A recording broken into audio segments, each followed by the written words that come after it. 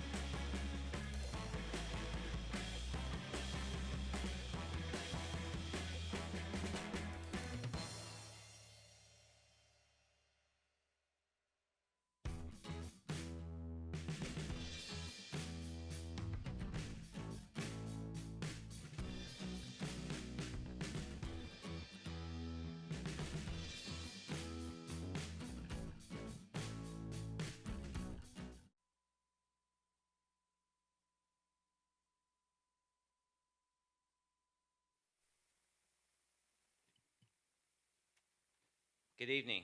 We've been in closed session. City Manager, do we have any actions to report? Good evening, Your Honor. No actions to report. Thank you. Thank you. We're now reconvening our City Council meeting. I'd like to welcome everyone joining us in the council chambers, along with everyone watching remotely. At this moment, I just want to invite everyone here in this chambers to take a moment of silence for those whose lives were lost due to the earthquake in Morocco. Please bow with me for a moment.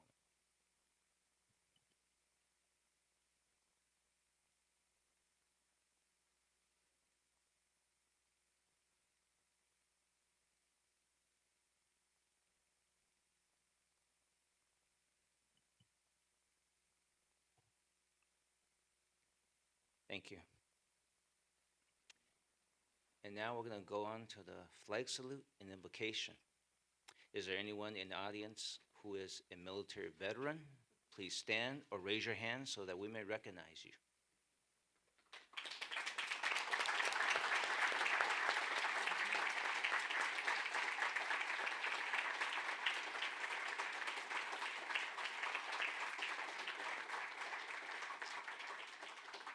Now, will all please rise? I'm going to ask Councilman Sheikh to lead us in the flag salute and Councilman Akaji for the invocation.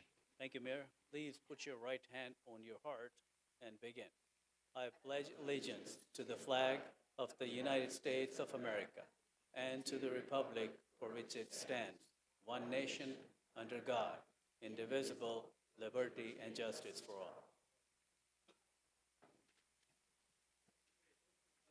As we reflect on the recent memorials for the 9/11 victims, for the first responders who ran in to save people and who themselves became victims, we're reminded that as Americans, we are strong when we're united.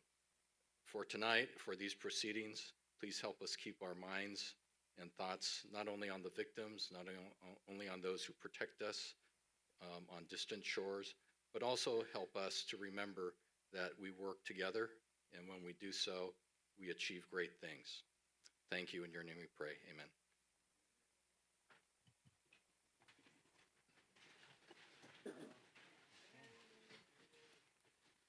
All right. Let it be noted, 6:49, Councilman Griffith has joined us.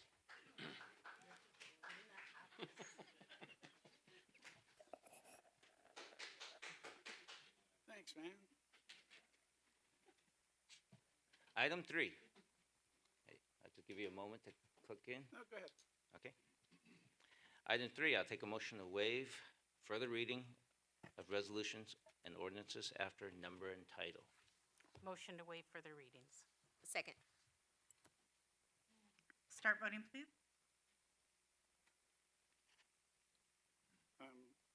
Showing me as absent still.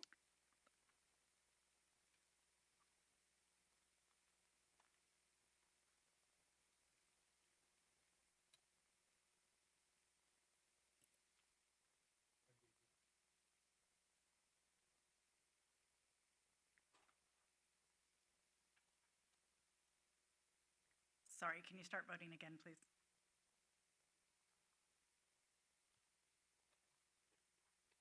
Your Honor, that motion carried unanimously.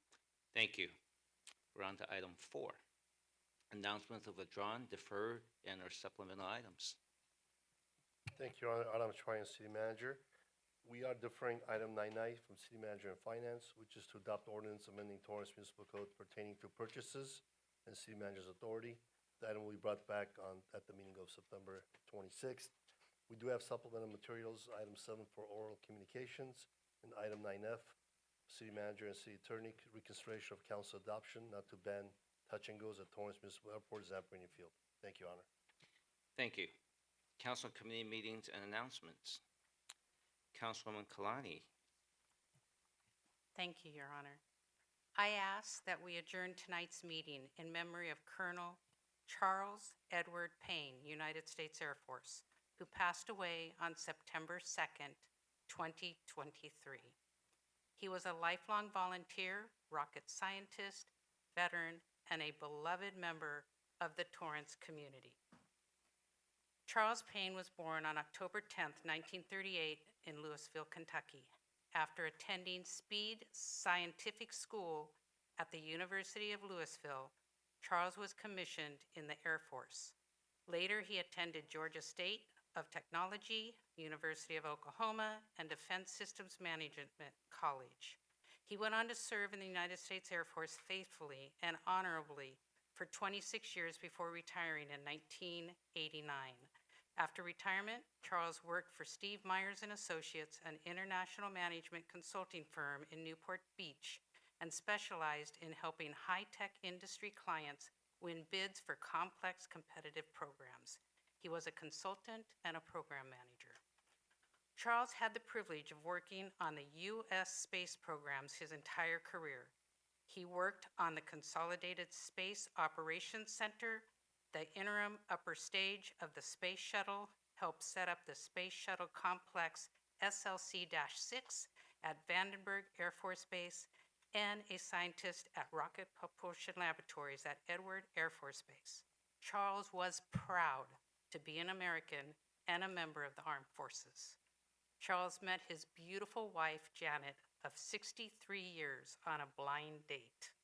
They eventually moved to Torrance in 1977, where they would raise their family.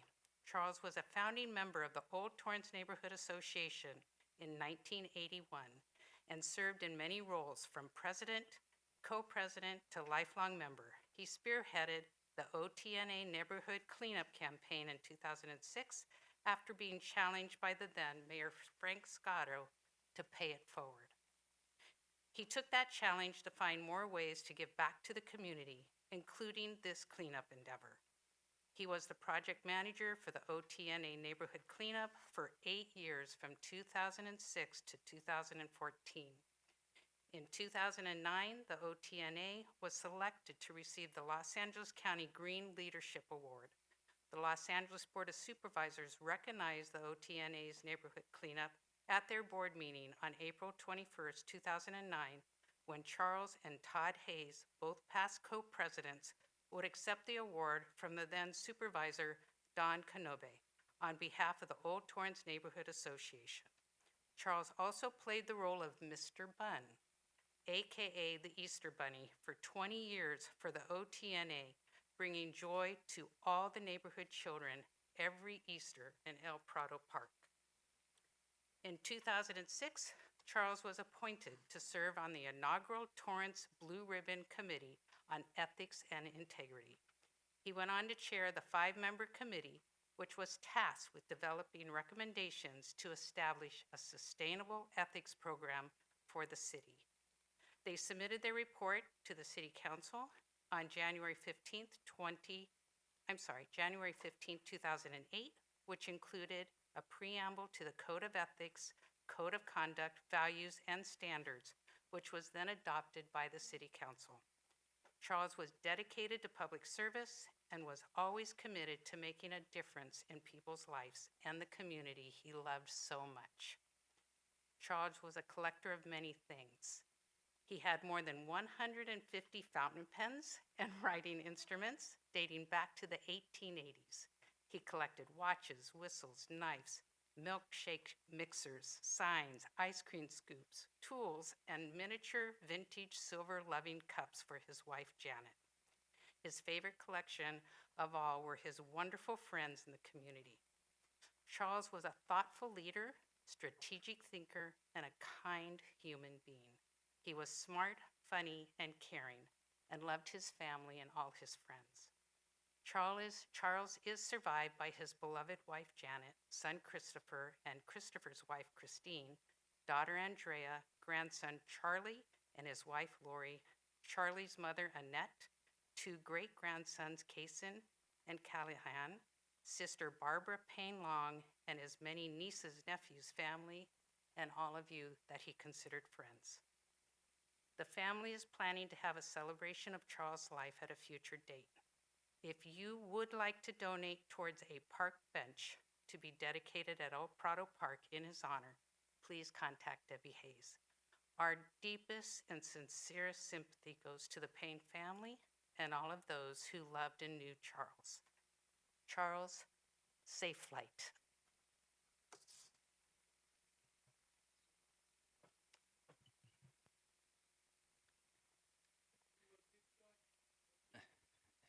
Sir, we now give you authorization to speak.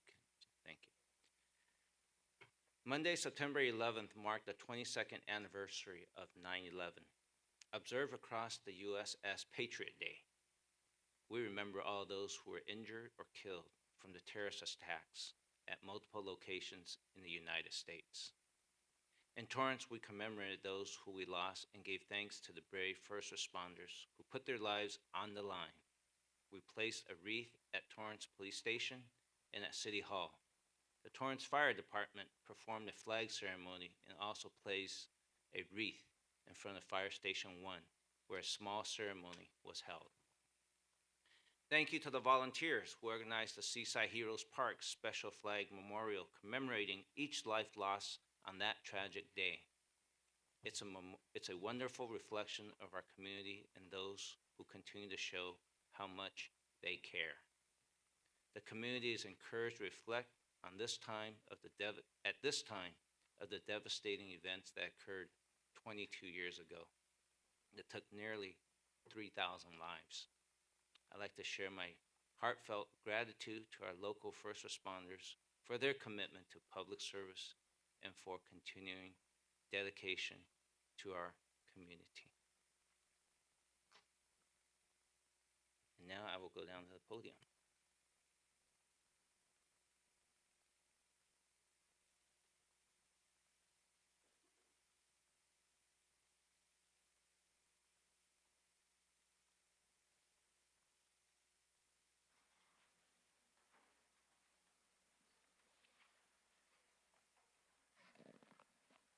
Some of you might know, as a sports enthusiast and athlete myself, I am passionate about youth sports and fostering opportunities for our young youth athletes to excel. So it is truly an honor to congratulate our very own Torrance Babe Ruth 15U All-Star team for being finalists in the Babe Ruth World Series.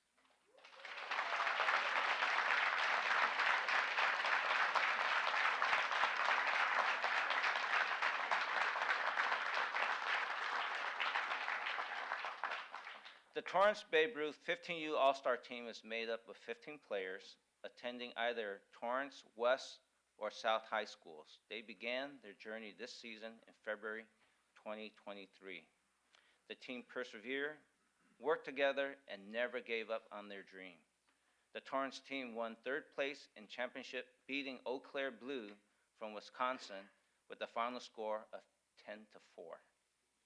To our Torrance Babe Ruth team, be proud of your accomplishments this season. You worked hard together and made it to the World Series. That's simply incredible. It has been an amazing season, and we've enjoyed following your journey as you represented Torrance. All of you have made us proud.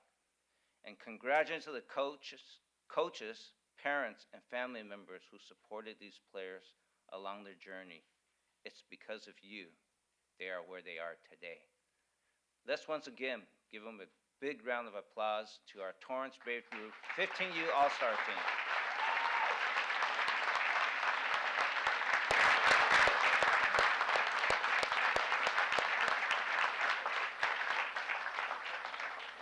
I'd like to invite the team to come up to the podium for a photo, and I have a certificate that I will give to the coach.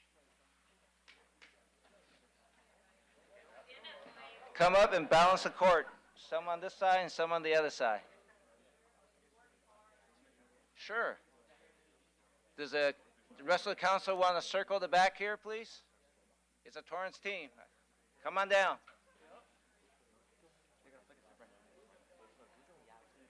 All right, who's the coach? Okay, let's see. I'm going to be holding this certificate with maybe a few of you in the front here. We need half the team on that side. That's what I meant by balancing the court. Yeah. Good job. Yeah, even it out a little bit.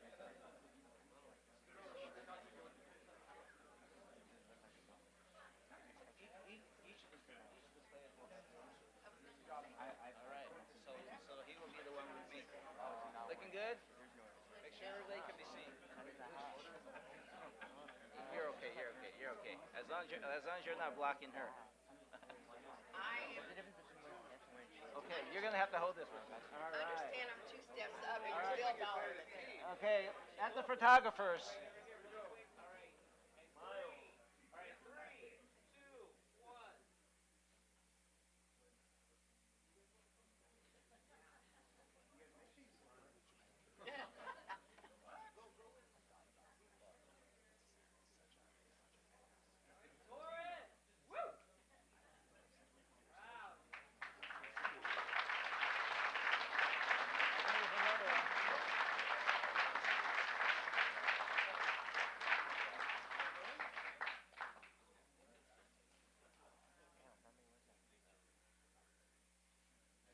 I wasn't sure because she was still taking. Thank you so much. Congrats. Appreciate it.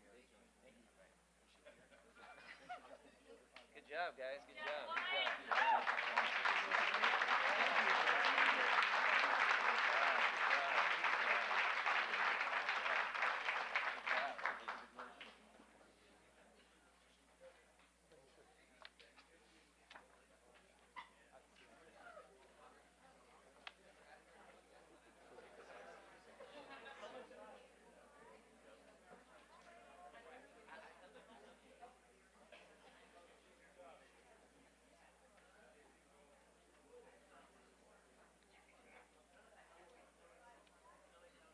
Okay, Mike, you're next. Right?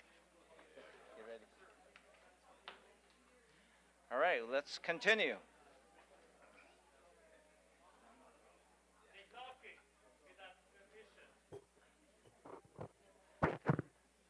Sir, I'm just letting them get out. I'm going to ask you, this is your warning to not disrupt our council meeting. Next time you disrupt, you will be expelled. This is your warning.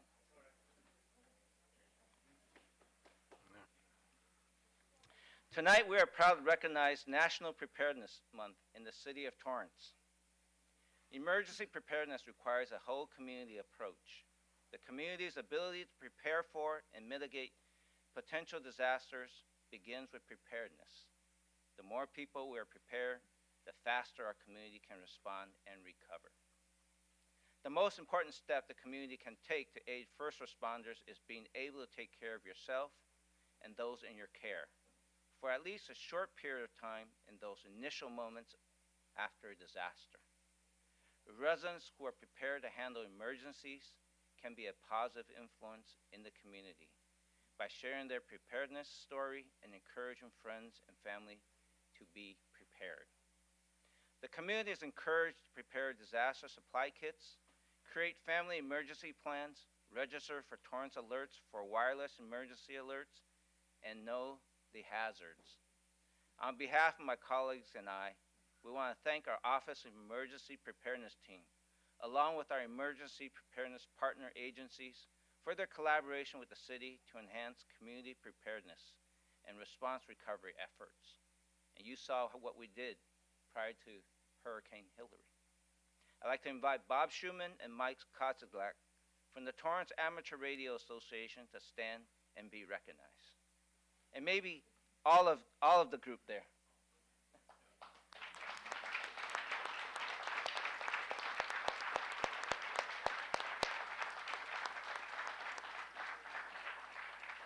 Thank you for your partnership.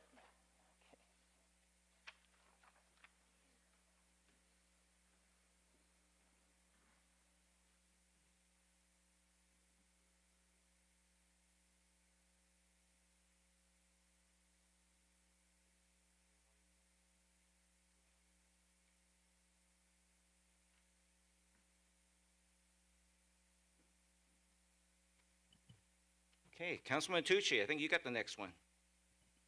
Thank you, Mayor. Tonight, I'd like to share that the city will once again test the Torrance Neighborhood Outdoor Warning Sirens on Thursday, September 14th at 10 a.m. Torrance Now Sirens is part of the overall Torrance Community Warning System, which includes Torrance Alerts, Torrance Refining Company Siren, Crenshaw Del Amo Barrier System, City Sounds Radio, City Cable, Emergency Alert System, and the Beach Emergency Evacuation Lights System, or BEELS, BEELS. Torrance now includes 8 sirens strategically located in the city at all 6 fire stations, Southeast Library, and at the corner of Lomita Boulevard and Madison Street. Torrance Now Sirens is designed for early warning to the community in the event there is a significant emergency requiring a call to action. Again, Torrance Now Sirens will be audible tested on Thursday, September 14th at 10 a.m. This will be the second time the city has audibly tested the system. Following the first test, we've incorporated suggestions from the community by enhancing the audible volume to reach more community members. The opening siren will be the traditional Westminster chime, followed by an audible, I have trouble with that word, audible message such as, "This is only a test." This sequence will be repeated 3 consecutive times. In the event of an actual emergency, special directions would be announced. Once the test is complete, a whale tone will be played, followed by an audible, you put enough times in there, message confirming that the test has concluded. To learn more, go to torranceca.gov/Torrance Now. Thank you. Thank you. Appreciate all the tongue twisters. Councilwoman Kalani. Thank you, Your Honor. I would like to announce that the Torrance Certified Farmers Market will be hosting a world's famous pie contest on 10/10 at 10. So that's October 10th at 10 a.m. The public's invited to enter their own world famous pie of any variation. The pies will be judged according to taste, appearance, and creativity. The pies must be prepared by the contestant and made from scratch, which includes original homemade crust, dough, and even the filling. The Torrance Farmers Market is inviting all members of the council to serve as the judging panel with executive chef of Baleen Kitchen, Chef Hung. To take part in this contest, be sure to fill out the entry form available on the city's website, which includes your contact information along with the pie recipe. Bring the completed form, recipe, and your delicious pie to the Torrance Farmers Market on Tuesday, 10/10, October 10th at 9 o'clock. Only the first 15 entries will be entered into the contest. There will also be a pie eating contest for those of you who come rather hungry, and you can come and eat instead of bake. Email Joyce Chan, the Torrance Farmer Market Manager, at CCHAN, that's CChan, at torranceca.gov if you have any questions, and good luck. Thank you. Councilwoman Lewis, do you have one for us? I sure do, Mayor. Thank you. The annual coastal cleanup event at Torrance Beach will take place on Saturday, September 23rd from 9 a.m. until 12 p.m. Team Torrance is partnering with the Torrance Area Chamber of Commerce and Heal the Bay, and will be back on the beach for our record 26th year. Local businesses, service organizations, schools, teams, and more are encouraged to get involved in the biggest cleanup of the year. We will have giveaways, games, and an opportunity drawing for some amazing items. We all can't talk tonight, huh? Wow, sorry about that.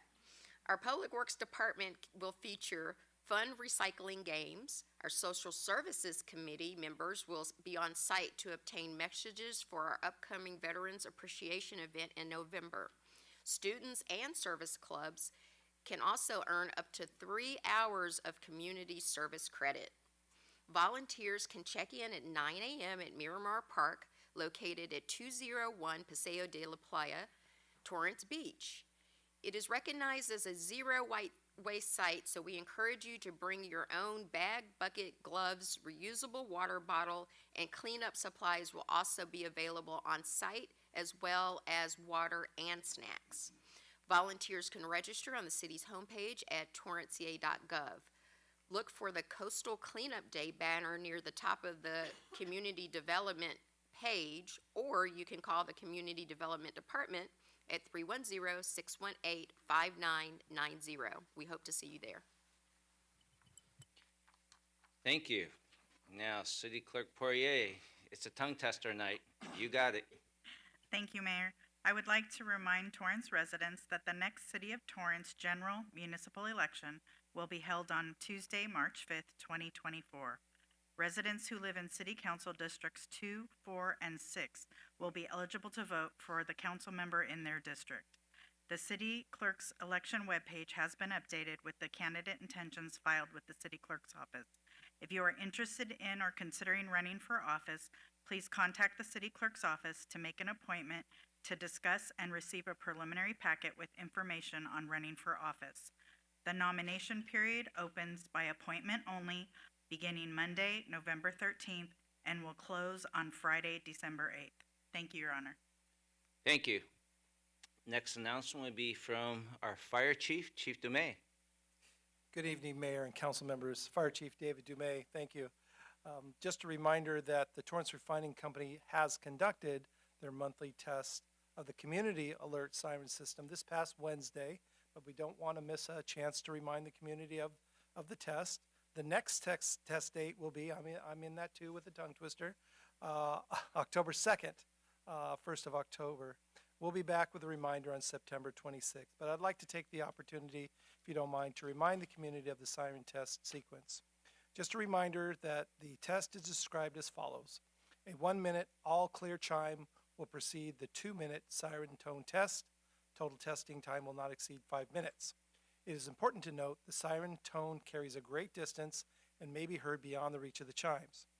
During an actual emergency, when you hear the sirens, we encourage the community to take action, to shelter, shut, and listen for instructions from the city. Shelter in place means if you're outside while at home, go inside, close all windows, doors, vents, turn off air conditioning, listen for instructions from local cable, radio, and social media sites. If driving, continue to drive. Close all windows and vents, set air conditioning to recirculate, tune your radio to 1620 AM city sounds or your social media sites for local instructions. Listen for the chimes that signal the all clear message to signal the emergency has concluded. For additional information regarding the community sirens, please contact the Torrance Refinery Company for the refinery sirens at 310-212-1852. That's 310-212-1852. As Councilmember Matucci said, we encourage the community to sign up for Torrance Alerts, which is Torrance's emergency notification and warning system. For more information regarding Torrance Alerts, please go to the city website. Thank you, Your Honor. Thank you, Chief. That was a long one. It was a long one. Okay, and thank you for your fire station service for 9/11 service yesterday morning. Terrific. It was a great team. Glad to have everybody there and glad to partner with our police department. It was a great day. Thank you. Great. Our next announcement will be about library. Cynthia Aguado, please come up to the podium.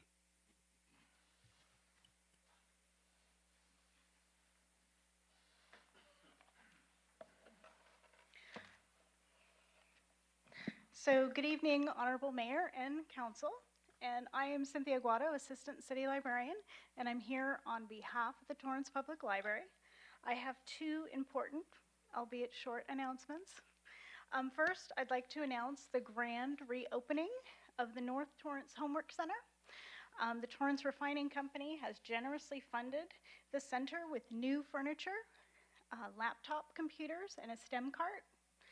We look forward to seeing all of you at the ribbon cutting ceremony Monday, September 18th at 4:30 p.m. And my second announcement, I'd like to wish you all a happy National Library Card Month. That is during the month of September. We are encouraging everyone to visit any of our library locations or our website to apply for a Torrance library card. Your library card grants access to a wealth of information, technology, and fun with a variety of programs for all ages.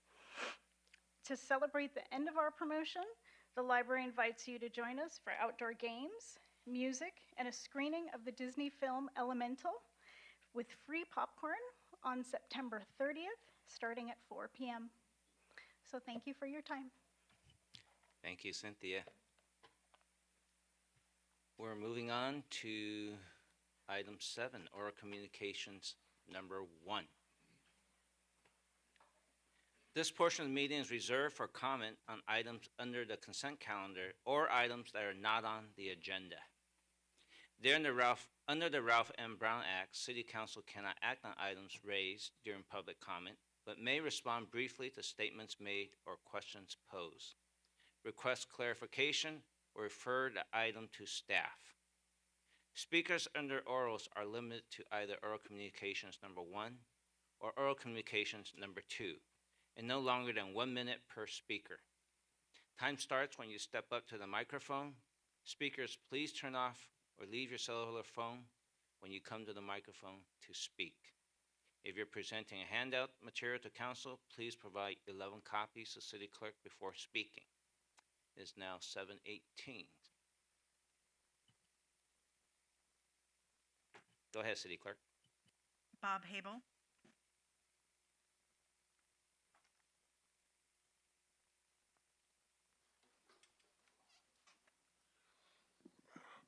Good evening, council members and mayor.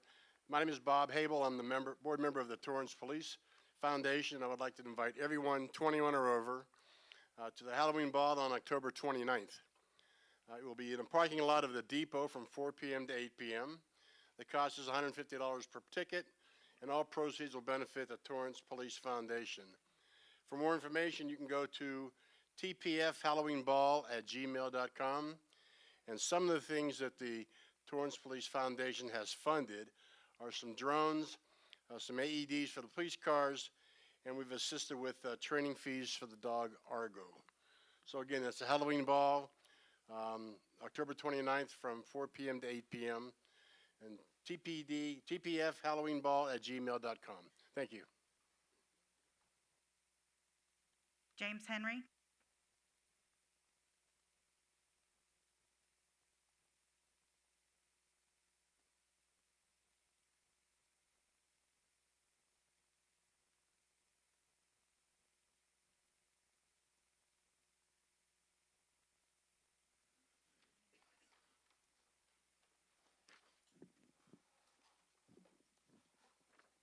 Good evening, city elected officials, city staff, and most importantly, the public attending the city council meeting. I'm educating all of you tonight that on Tuesday, September 5th, 2023, the Torrance Unified School District, also known as your business partner, announced it had a budget surplus of $9,439,715, up from an estimated amount of $5,243,000. Why is this important, you ask? Transparency. It is important that all you know the truth about the Torrance Unified School District's financial condition, not only in making informative decisions, but also in eliminating any false narratives by our elected city officials that our local school district is having financial. Thank you, sir. Your time is up. Donald Zerlip.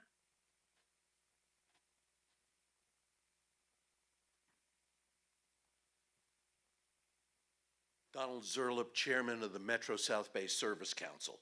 A few years back, this body made a wise and prescient decision.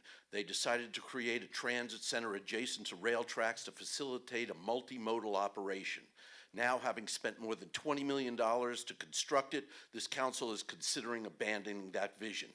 If it was my money spent as it was in Redondo Beach, I'd be furious at your financial irresponsibility. I implore you instead to recognize a true vision for the future. Imagine how many cars will be taken off the 405 freeway when the rail line, the C line, connects to the A line in Long Beach and gives a one-seat, $1.75 ride to and from the airport. This future opportunity will never happen if you don't support the C line to Torrance. 10 years ago, there was no extensive homeless problem. 10 years from now, when this extension finally operates, there will not be a homeless problem. With all the currently available public funding, a solution is just. Thank you, sir. Brendan Carpenter.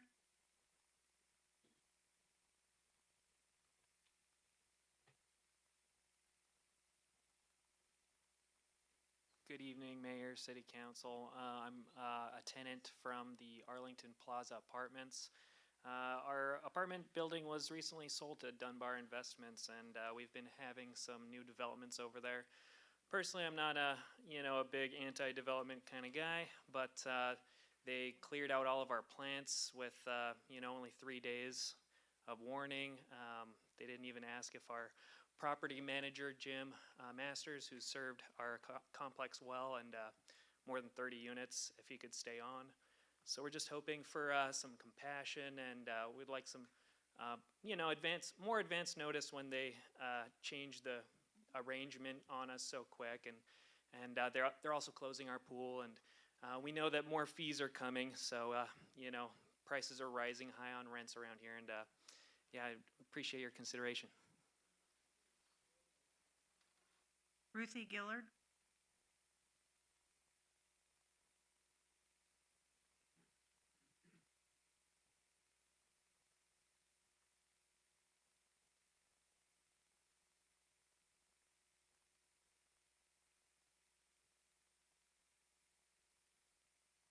Hello, good afternoon to each and every one. My name is Ruthie Gillard. I'm also live at the Arlington Plaza apartment. I've been there over 37 years, and my concern also is also like the other tenant from Arlington Plaza. We've been there for many, many years. We're like a family. We look out for each other, and with the new owners, is how it's kind of being directed, how things are looking. I just like to know what our right as a tenant for each and every one. We are a family there. Jose Velasquez.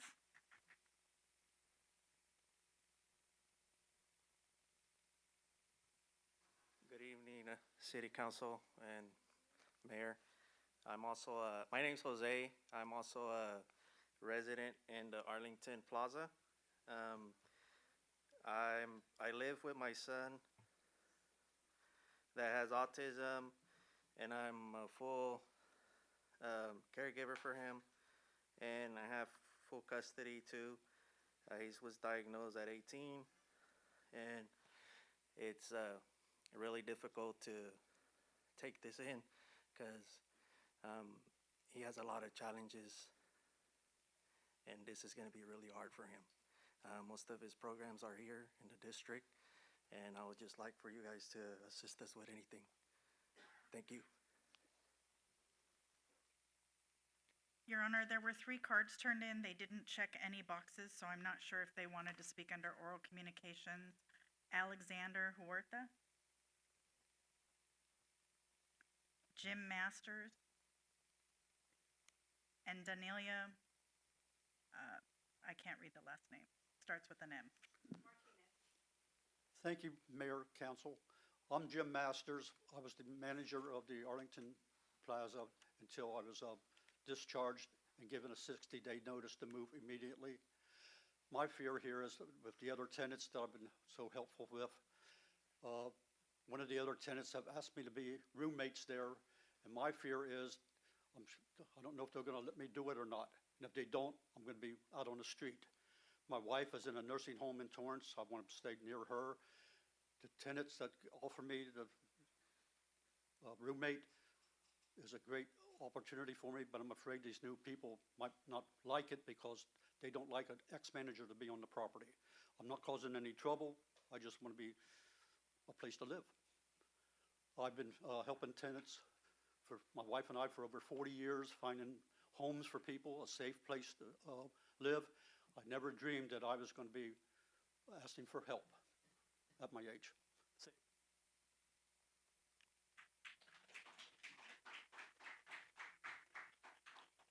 Do you want to read the names on the card so that Alexander Huerta and Danelia Martinez.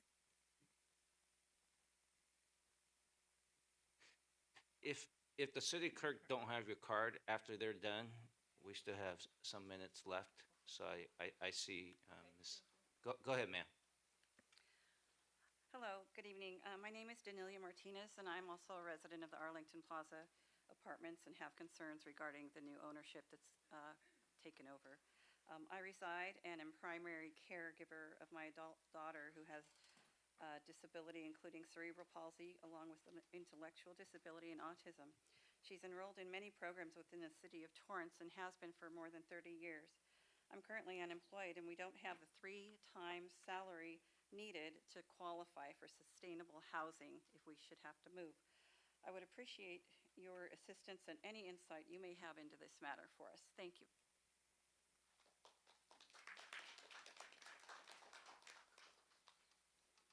I think the lady, yeah, Taria, yeah. I think You know, I'm very slow here.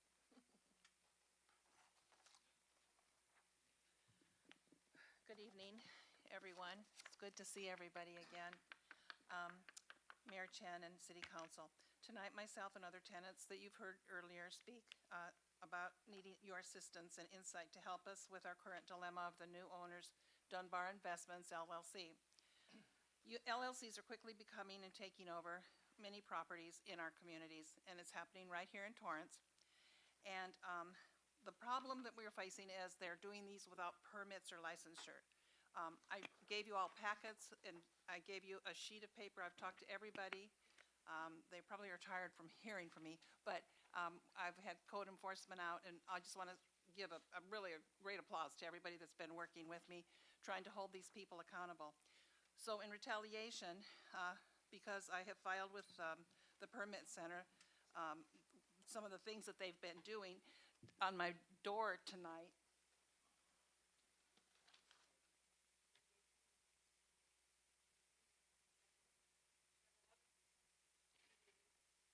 ma'am, your time is up. We got it here. Okay. Are there anyone else who wants to talk about this apartment issue? Okay. Okay. No, hang on. Put my card in there. I put my card in there. Start put talking. my card in there. You're talking now. Now we're just going with whoever we have until 7:35. So you start right now, sir. Okay, I don't know what is the reason to put a card in there if she loses it. Where is my card? Where is my card? Sir, your time is ticking, so start Yeah, talking. don't tell me my time is ticking. I know it's a minute. I saved up $8 2 weeks ago for the $4 movie night. With my wife, I was gonna come to our safe city to watch a movie when I could afford it. And guess what? I thought it was a pre-show with helicopters and police agencies, and then they told me I'm gonna be arrested because they're closing down the city. This is your safe city, sir? Huh? This is your safe city? Come and spend money? I'm waiting for the $3 movie night. I wonder what's gonna happen. Great job, Mr. Chen. Your time is up, sir. Next person. Ms. Elizabeth, I come here tonight, 5 years later, still in mourning for Christopher DeAndre Mitchell, who was murdered by members of the Torrance Police Department in 2018. Christopher's family, along with Black Lives Matter and a broad coalition of grassroots organizations, have been demanding justice in Christopher's name for the 5 long years since his untimely death. For 5 years, we've demanded the creation of a civilian oversight commission in light of Torrance's history as a sundown town, home to the KKK, decades of documented police misconduct, and the ongoing investigation into rampant racism in Torrance PD by the Department of Justice of California. It is clear that the Torrance City Council needs to take this common sense measure and establish a civilian oversight commission immediately. Constituent civilian oversight is an essential step in preventing predatory policing, the type that Christopher so tragically fell victim to. Say his name. Christopher DeAndre Mitchell. Christopher DeAndre Say his name. Christopher DeAndre Mitchell. Christopher DeAndre Mitchell. Thank you, ma'am.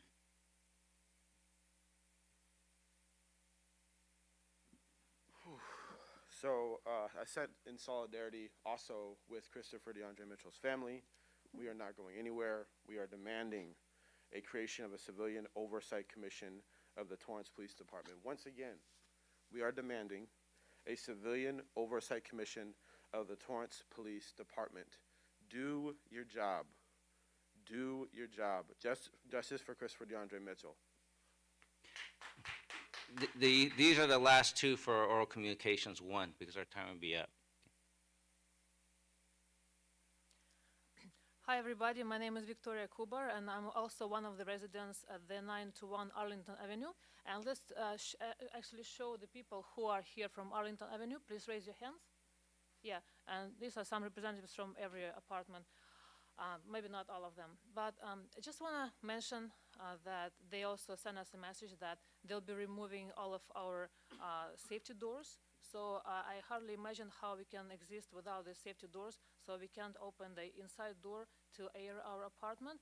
And this is not the biggest problem. I just mainly want to say a word also in support of our great and amazing property manager, Jim Masters, who has been a property manager for very long. He is amazing. He has been very strict but very fair and very caring about all the tenants. And I just want to bring everyone's attention so that he'll be given a chance to have a good place of living. Thank you. Okay. Our last person for oral communications one tonight. Thank you. Excuse me. Thank you, Mayor Chen. Good evening, City Council. My name is Ian Michael May. I am LA County Assessor Jeff Prink's new field deputy for Torrance and the surrounding communities. I'm here to introduce myself as a resource of the office and present the results of the 2023 assessment roll for this community. The assessment roll is an inventory of every commercial and real property in the county. It contains useful economic indicators that assess the state of the economy and help local governments prepare their budgets for next year. I am happy to report that the city of Torrance played a role in that growth. This city's valuation increased 5.3% to $38 billion. It is the 8th most valuable municipality in the nation's largest county. This is a great reflection of the work this city's leaders have done to generate progress and prosperity for their community. And that pretty much concludes my intro. Thank you so much for having me, and I look forward to working with you all to serve the great city of Torrance and the surrounding communities. Thank you. Thank you, sir. I believe our community development director was taking notes for a lot of the Arlington apartment folks. And if you don't mind giving your number to one of the representative, then they can contact you on how to guide them in their situation, right? I believe, we're aware of this situation. We're working on it, but I just want to make sure that at least you got the communication. I'm sorry. It's probably better you just do that offline. We're moving on to the consent calendar. Do any members of the council wish to pull any items listed under the consent calendar? Mayor, can I pull item 8 Charlie and 8 Nancy, please?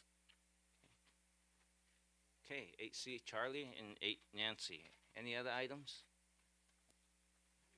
I'm going to pull 8I.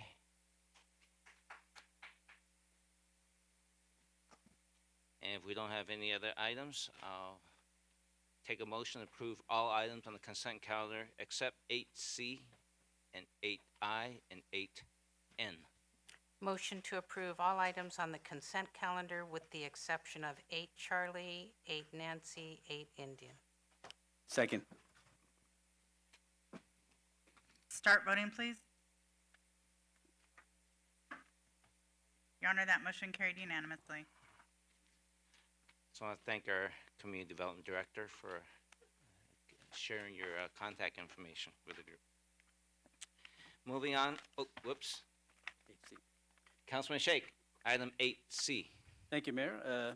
It's just a comment here for the donation that our city received for K-9 program, for police K-9 program. I just wanted to recognize and thank the individual who contributed and donated to this program, for 8 Charlie. Can I make a motion to approve agenda item 8C? Second.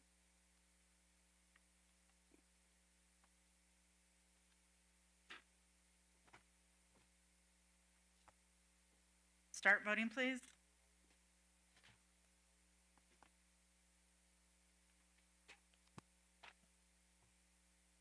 Your Your Honor, that motion carried unanimously. Thank you. Item 8I, I pulled that one, and as I read through this, even though usually it's a simple approval, I just thought there's something noteworthy. I believe I've been serving roughly 5 years as a councilman and as mayor. I think this is the first time I read a sentence that says, all funds were moved from the local agency investment fund, or LAIF. I thought I'd take a note of that. Maybe the city treasurer want to make a note on why it seems like forever the city's been investing in LAIF, and then now I see that we don't have anything invested in LAIF. Yes, thank you for the question, Mayor. This is Tim Goodrich, City Treasurer. Yes, you are correct in that all the money was moved from LAIF. We actually moved it to CAMP, which is a new investment vehicle that the City Treasurer's office is using. And I'd like to thank the City Council for approving our revised investment policy that we brought forward to you back in, I believe it was May. That revised investment policy allowed us to move these funds to CAMP, this new investment vehicle, which has a return of over 200 basis points, or about 2% higher than what LAIF is returning. So put that into layman's terms, and just this one relatively small move in our investment portfolio is going to result in a return of more than $300,000 additional per year at this point in returns from our investment portfolio. So that's money that we can put to use for the city. And there may be times in the future where LAIF returns more than CAMP. I foresee that happening at some point when interest rates start declining. Don't know when that will be, but again, thank you for the question, and thank you for approving the investment policy that allowed this to happen. Okay, thank you. Do any members of the council have a question on this item? Well, thank you, and I think getting better returns is good for the city, so appreciate that. I move to, well, I guess I don't make the motion. I could? Okay. I move to approve item 8I. Second.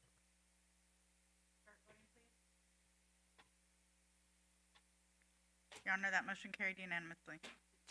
Thank you, City Clerk. This is the first time that I've served in that the motion started out with the mayor, I think. But you learn something every day.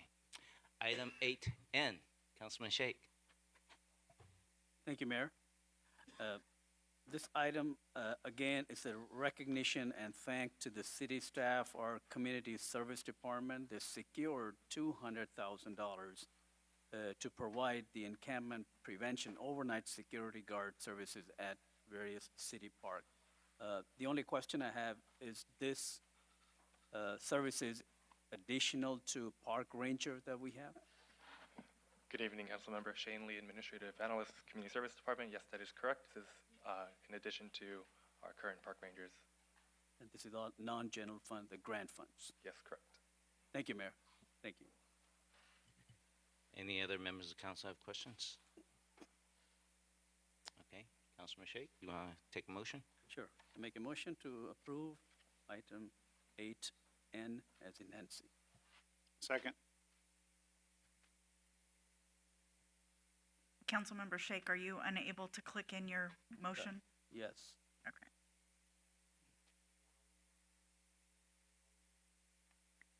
Start voting, please.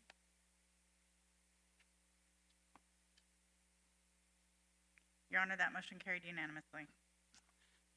Super. I think I see a lot of people in the audience for this item.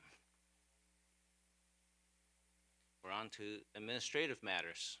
Item 9A from the city attorney. Is there a presentation, or are you doing a little oral discussion? I think we're just going to push this till the next meeting.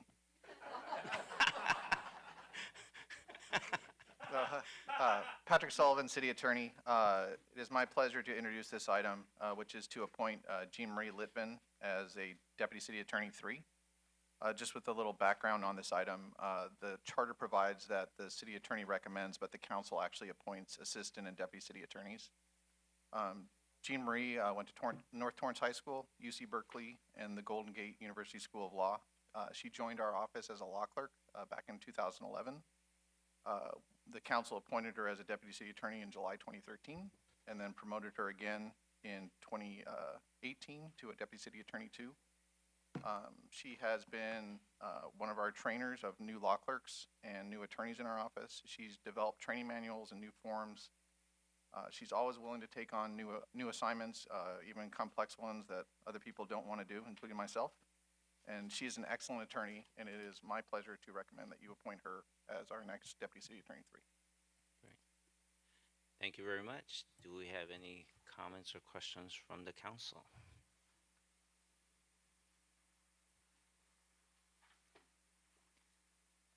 I don't see any. Do we have anyone from the public who wishes to speak on this item? And I think we need this new job because need more people to sue the city clerk, losing my yellow card purposely, I suppose, violating my rights to stand up and speak here. Excuse me, Madam Clerk, where is my card? How come you did not find my card? Sir, Anyway, we need more attorneys to sue this kind of people, like the city clerk, losing my card. Okay, Mr. Chang, you should conduct this meeting properly and have proper people here taking care of business. Or hire 5 more attorneys to sue people like this, purposely removing my card. Great job, Mr. Mayor. and your time is up. Anyone else who wishes to speak? If not, how does the council wish to proceed on this? I'm looking for a motion. You have one. And you have a second. With a thank you for the opportunity to work with this amazing person since I was elected. Thank you. Yeah, I was going to actually make the motion to say it's my absolute pleasure to make a motion to approve item 9A to one of our finest city attorneys that we have upstairs. Mr. Sullivan, you have a fantastic staff, and one of the best decisions that you could have ever made is in Attorney Litvin. So, making the motion. Seconding it. Start voting. Your Honor, that motion carried unanimously.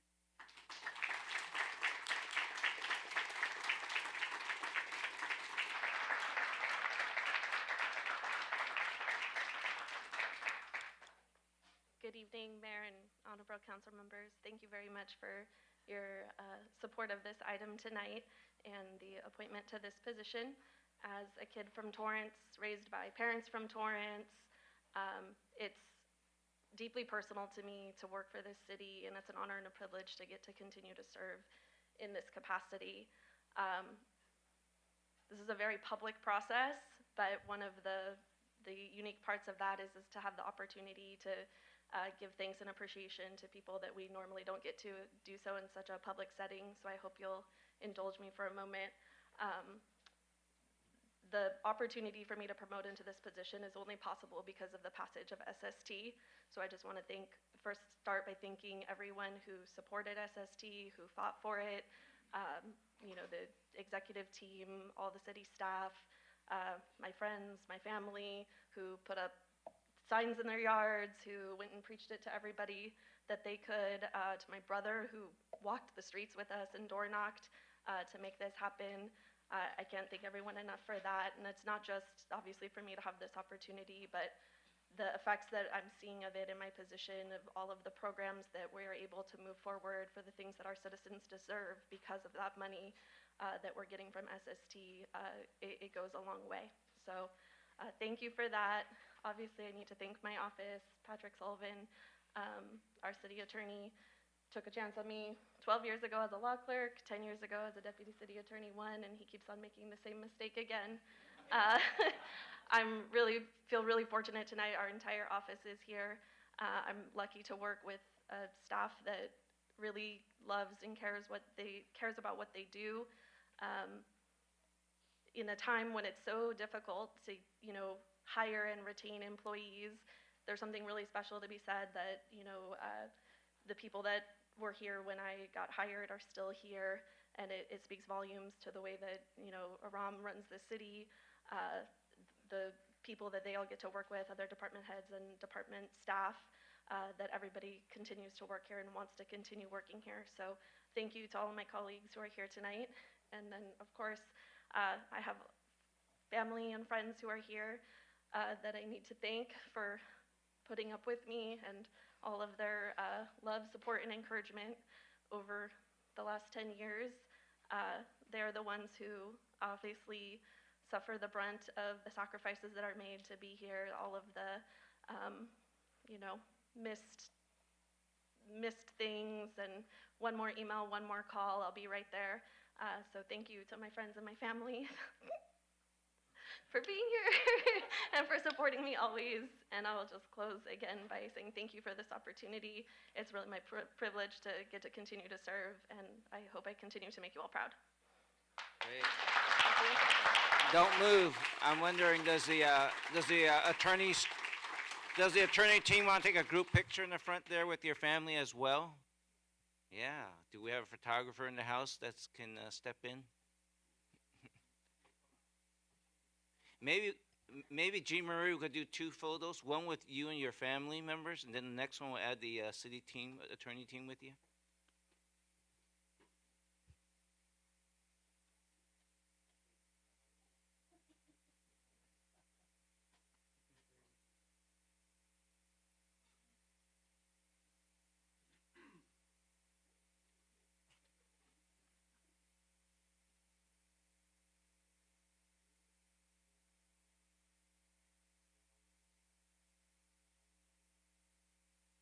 I think you're going to stay there, and then we're going to add the. Well, it's up to Jean Marie. I was going to just say add the rest of the crew there. Okay, it's just the legal team.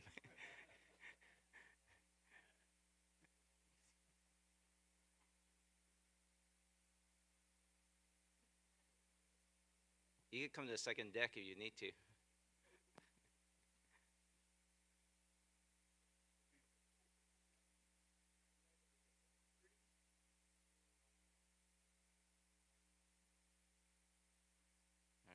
Congratulations all.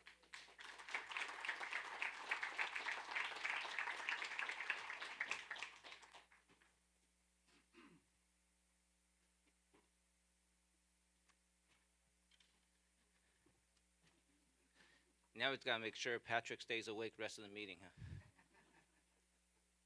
Item 9B from General Service Director. Is there a staff presentation? Good evening, Your Honor. Sean Megardich, General Services. This item before you stems from a request from Councilman Shake for an exterior lighting system in front of City Hall, which would illuminate the front and both the east and west sides of City Hall.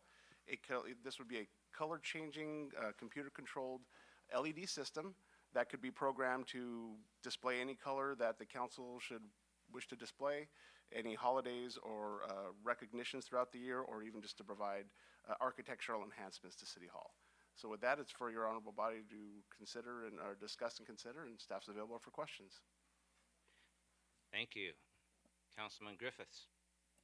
Thank you, Mayor. I just wanted to comment that I love the idea of adding some enhancements to our City Hall building, and lighting certainly is one way to do that. I was just a little bit taken aback by the price for 6 lights at $97,000. Seemed a little high, and maybe I'm missing something, and I wasn't sure if there was a bid or an RFP put out to get competitive bids, but if I understand the pictures right, there's only 6 lights. The picture is basically kind of a rudimentary drawing of what it could be. It'll be more than 6 lights, and it'll encompass, again, the entire front and the sides of City Hall, illuminating the entire frontage to depend on whatever we'd want to display. The cost is a cooperative purchase, and it is done so if we would want to move out on this project. We could do so if your honorable body approves this tonight with the target date of trying to install and complete the project prior to the holidays. Thank you. Councilwoman Kalani. Thank you. And I had the same thoughts, but would we be doing this instead of putting up reefs that we would be buying each year and things like that? Would this be instead of, or is this in addition to? That could certainly be your decision. We do have the wreath that we display once a year during the holidays. This would kind of be more of a, I guess as Councilman Shake had said, a wow factor. So that would be your decision whether you'd like to do both or one or the other. And I'm curious, what's the warranty on these? Is it lifetime? Is it 3 years? I'll defer to our admin services manager, Milton Sanabre, who has I done assume more of it's the homework for LED, me. so lifetime. Go ahead. Good evening, Honorable Mayor, Honorable Council. That would vary depending on the lights that end up getting selected, but the standard would be about 10 years. LEDs tend to last quite a bit of time, so we would expect that type of warranty. As far as craftsmanship, it would definitely at least cover the first year, because beyond just putting these lights in there, there will be some new electrical work that would have to be put in place to be able to support the future controller. So it's not just adding lights, it's also adding the controller so that we could configure it at a later date. One more question, if I could, please. Sure. Is this something that we could accomplish ourselves at a lower price? This would require a specialty license that we don't have the staff currently to be able to do that. Okay, thank you. Any other questions from members of the council? Councilman Shake. Thank you, Mayor. I just want to, again, thank you, our General Service Director and his team for meeting with me a couple of times to discuss this. And I think the idea is wonderful, and I think this will bring out some light and liveliness to the City Hall. That's been dark for quite a bit, so, and I think this will also enhance the knowledge, and we should associate these events and probably provide some kind of knowledge experience, and people go to the website and get to learn what these different lights mean for each event. Thank you again. Thank you. Any other members of the council have any questions or comment? Mayor. Councilman Griffiths. Oh, sorry. If I may also, Adam Chaparran, City Manager, I apologize, Councilman, didn't mean to interrupt.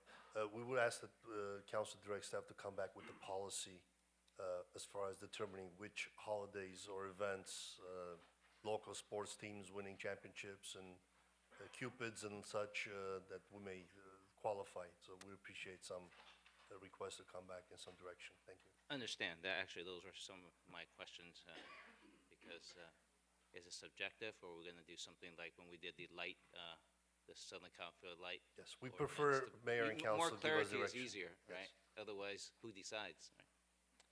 Councilman Griffiths. Yeah, thanks again, Mayor. I was just thinking a little further on this, is that I'm still having a little heartburn over the price. $100,000 could do a lot of other things that the community would benefit from.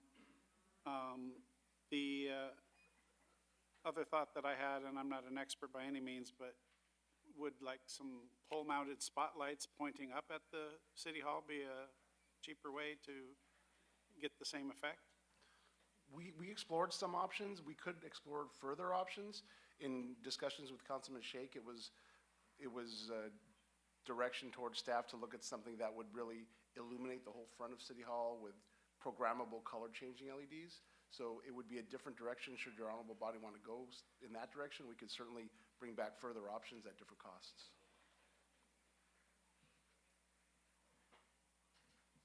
We'll see what the council says. Thank you.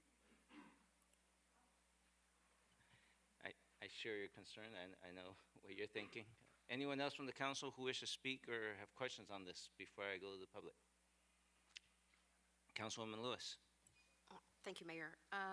This question would be for staff.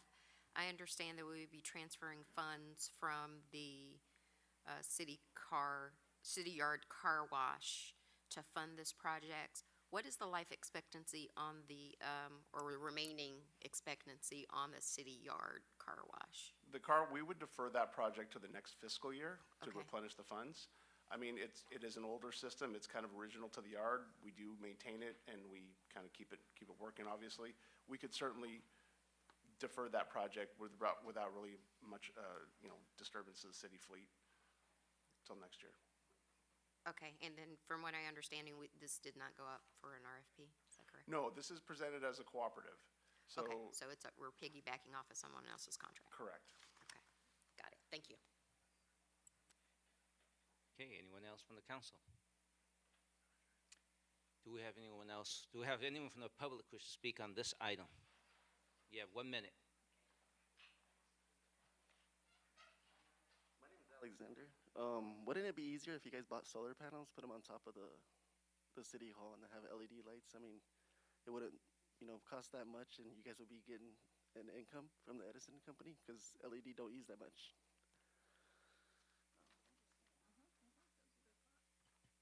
Thank you, sir. Anyone else from the public who wishes to speak on this item?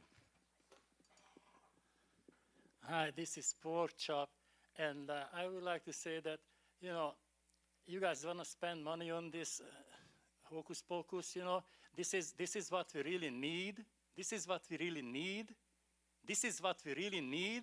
You put this on the agenda, but you don't put item 8I, and you don't explain to the citizens why we're missing $32 million all of a sudden. You don't bring that up. You hide it in the consent calendar. You lost just $32 million with, what's his name, that prick? The flag burner. The flag burner. Timmy Goodrich, the flag burner. You were celebrating how he made money, losing $32 million taxpayers' money with his investment. And here, you want to spend $100,000 for this? Do anyone else from the public who wishes to speak on this item?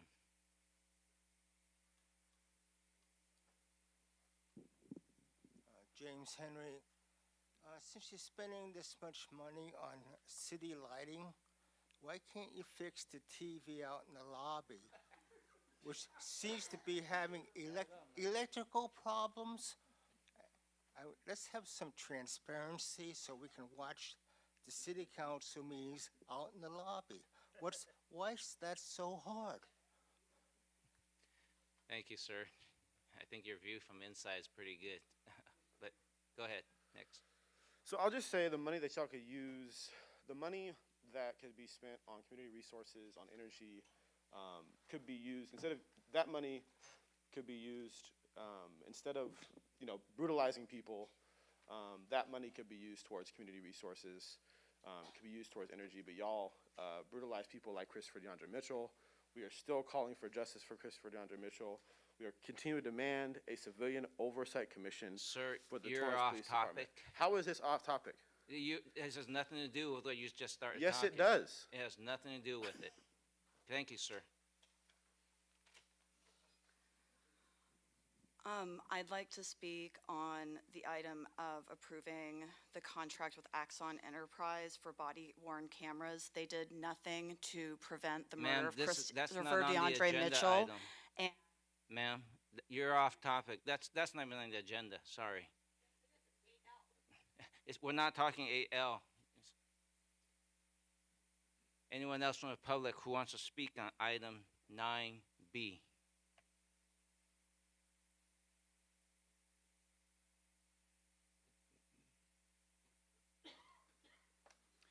Yes, I'm a little confused by what you're saying when you're talking about LED lights that are color programmable. There are those static lights that are wonderful. Then there are the wiggle lights, and those truly are high maintenance. If you've ever been around an award show, if you've ever been around a motion picture, the wiggle lights take a lot of intensive training to maintain, and that's real expensive. So you really need to define your terms as just not LED lights, color changing.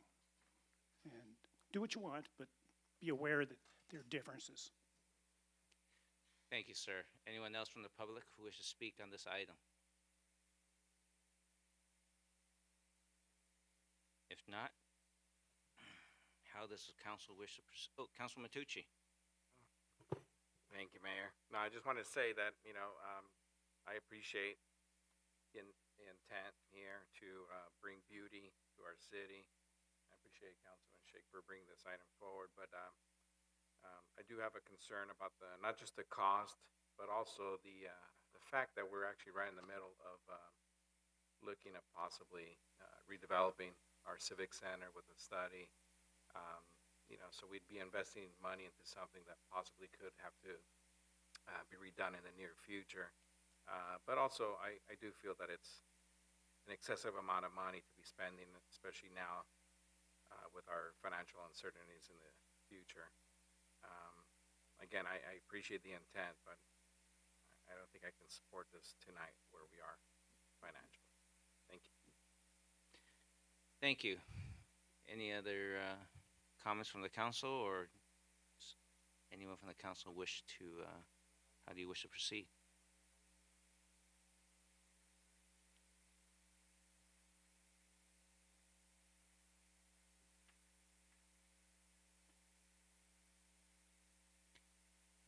Councilwoman Lewis.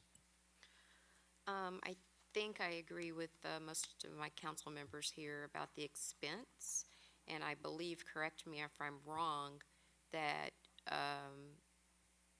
we could send it back to general services to look at other options that are less expensive than this almost $1 million project. Is that correct? Am I understanding that correctly? I'm sorry, 100,000, I'm sorry. I'm thinking lights down like the bridge lights. Yeah, exactly. We could Is is that a possibility? I'm We sorry. could certainly look at other options, more cost-efficient options. We could also look at conducting an RFP, which may come out cheaper or could be more expensive. It would, it all would depend on the vendor, et cetera, et cetera. This is obviously the cooperative purchase. So we could certainly come back with our other options, either more cost-efficient or different options that may not, involve so much. Okay, thank you. So, would it be prudent, Mayor, for me to make a motion to table this to a future agenda? Could we do that until more research could be done, or do we need to vote on it? What I would suggest is that, you could vote on this, and then we could bring back a new item in the future. It might be cleaner that way, unless city manager has a, Either option will work for staff, Your Honor. so. We could take a vote, or you can do a, I think perhaps that it would be beneficial if we made a motion to table it for future and bring it back at a later date. If the intent is to continue to explore options, I would concur with council. Continue to look at more cost-effective options. I love the idea. I love bringing beauty and things to City Hall, but I think we need to look at the cost. I agree with Councilmember Matucci. So at this point, I would like to make a motion to table this for tonight for a future agenda after some research has been conducted. okay. Second. Start voting, please. Your Honor, that motion carried unanimously. Thank you. Item 9C from Public Works Director. Is there a staff presentation?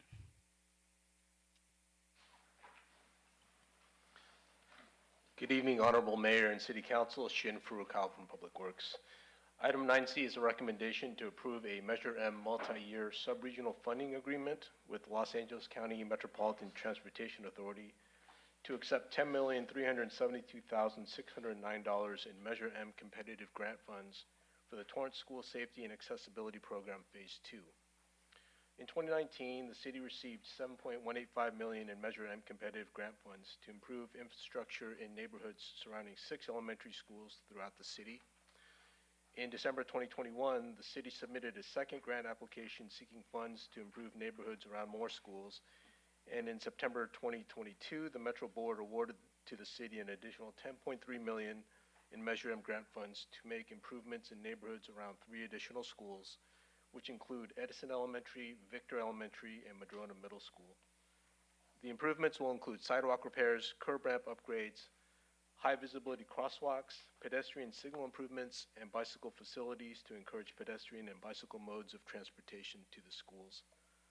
The grant requires a 10% match, which has already been appropriated in the adopted capital budget. Thank you, and I'm available for questions. Thank you.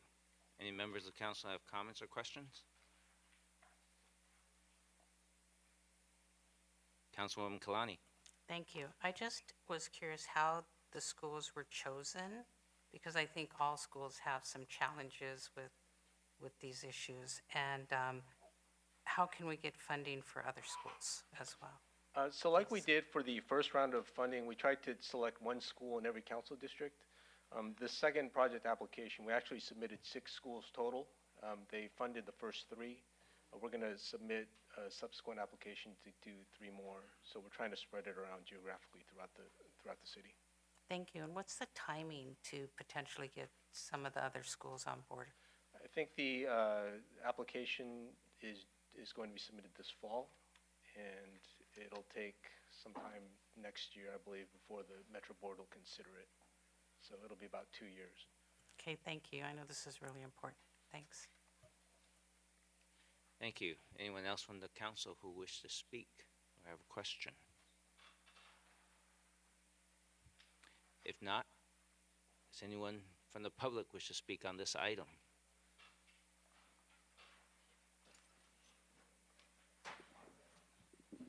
Hello, I'm Andy Porchap. I just watched the school board meeting the other day because I had nothing better to do, and I just find out our school district went up to 21 or 22,000 kids. Superintendent was celebrating it.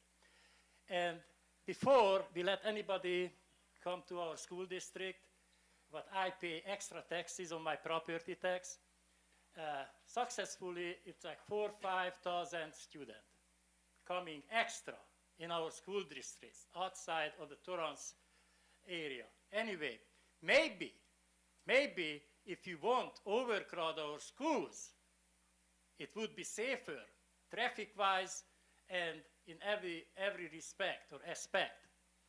Because that was a great thing to bring in 4,000 more students into our city. Great job. Thank you.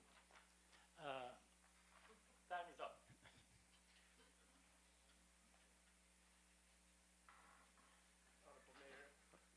Honorable Mayor and Council, my name is Tony Ye. Thank you for the Measure M. And I want to find out, when are we expecting to have any of the projects done for the schools? Thank you.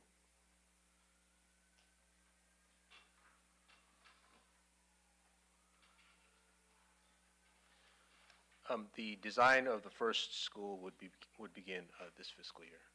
Construction will be next year. Okay, thank you. Anyone else from the public who wish to speak on this item? If not, I'll take a motion to concur with recommendation of the public. Oh.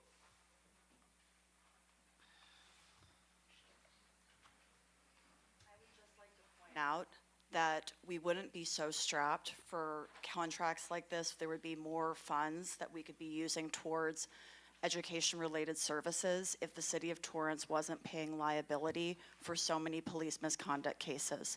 The schools desperately need funding, and our funds are tied up in unnecessary and violent and inhumane practices. Piggybacking off what she just said, we could use these resources for schools if y'all weren't killing people like Christopher DeAndre Mitchell. We are demanding that y'all create a civilian oversight committee. Anyone else from the public who wish to speak on this item? If not, I'll take a motion to concur with the recommendation of the Public Works Director. Make a motion to concur with the Public Works Director, item 9C. Second. Start voting, please. Your Honor, that motion carried unanimously. Thank you. Item 9D from the General Service Director and Fire Chief. Is there a staff presentation? Yes, good evening, Honorable Mayor, members of the council. Jason Bodier, General Services. This is a recommendation of the General Service Director and Fire Chief that Council authorize a purchase order with Republic EVS of Huntington Beach, California, in the amount of $219,069.97 for the cooperative purchase of one Medics Metro Express RP90ES Type 3 ambulance body. This patient transport ambulance body will be installed on a compatible chassis that was recently acquired for this purchase. And upon approval, the completed vehicle is expected for delivery to the city in approximately 8 months. Thank you, and staff is available for any questions. Thank you. Councilwoman Kalani. Thank you. I just wanted to ask you to comment, and thank you for being here tonight on its funding. Yes, the funding comes from the Fleet Vehicle Replacement Fund. Each department contributes to that fund over time, and those balances accrue to allow the departments to purchase new vehicles such as this. Thank you. Thank you. Any other comments or questions from the council? If not, anyone from the public who wish to speak on this? Oh, sorry, I didn't see him click in. Councilman Shake. We can wait. Thank you, Mayor. Just quickly, we have 8 ambulances at the moment, correct? There are 8 in service that were acquired new, 1 used, and there are additional units currently on order. This would be a new unit to supplement that, those existing fleet. Okay, thank you. Thank you, Mayor.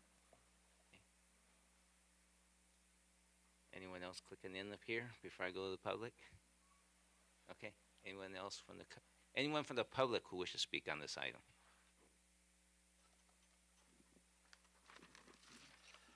Hi, I'm Andy Porchap and you are not. What I would like to say, I mean, the fire department making so much money already with this thing. You know, I know personally it costs $3,000 a ride to the ER. You know what I mean? What the taxpayer fully pays for. But they charge you $3,000. So think about it, how to make money. You know, taxpayers pay for the ambulance, the drivers, the firefighters. Why do we buy only one? You should expand this program to Redondo Beach. You know, Redondo Beach uses McCormick. I mean, screw McCormick. You know, we just go there and tell them we can make money for Redondo Beach, Manhattan Beach, and everybody. Why do we stop here with one ambulance? They're making so much money. Oh, by the way, where is the money? Your time is up, sir. Anyone else from the public who wish to speak? If not, I'll take a motion to concur with the recommendation of General Service and Fire Chief. Yes, I move to authorize the purchase order. Second. Start voting, please. Your Honor, that motion carried unanimously. Thank you. Item 9E from the State Legislative Advocacy Committee. Is there a staff presentation? Good evening, Mayor, members of the City Council. On August 17, 2023, the State Legislative Advocacy Committee convened to discuss matters related to the ongoing 2022-2023 State Legislative Session. This meeting brought together various city departments and representatives from Gonzalez & Sons, the city's state legislative advocacy consultant. The purpose of this meeting was to provide a comprehensive update on the current state legislation session, focusing on significant bills, policy, and potential implications to our city. Our consultant, Mr. Jason Gonzalez, presented invaluable insights into the evolving legislative landscape at the state level. A central point of discussion during the meeting was the consideration of 25 state legislative bills. These bills have been recommended for an official city position by various city departments, each with the unique implications for our community. Our dedicated staff provided an in-depth overview of each of these 25 bills, highlighting their specific areas of impact and their potential alignment with the city's interests. The bills encompass a wide spectrum of topics, touching on areas such as public safety, environmental regulations, housing, behavioral health reform, and business and commerce. Throughout the meeting, members of the State Legislative Advocacy Committee engaged in thoughtful and thorough discussions regarding the 25 state legislation bills. These deliberations focus on evaluating the advantages and disadvantages of each bill while considering their potential alignment with the city's priorities and values. After careful consideration, the State Legislative Advocacy Committee reached a consensus on the official city positions for these bills. In most cases, this committee concurred with staff's recommendations. However, there were exceptions. For example, for AB 1132, Staff recommended a watch position, but the committee is recommending opposition. Additionally, for AB 8, where staff had initially recommended opposition, the committee is now recommending support contingent upon amendments. A comprehensive list of state legislation bills have been included in the report as attachment C.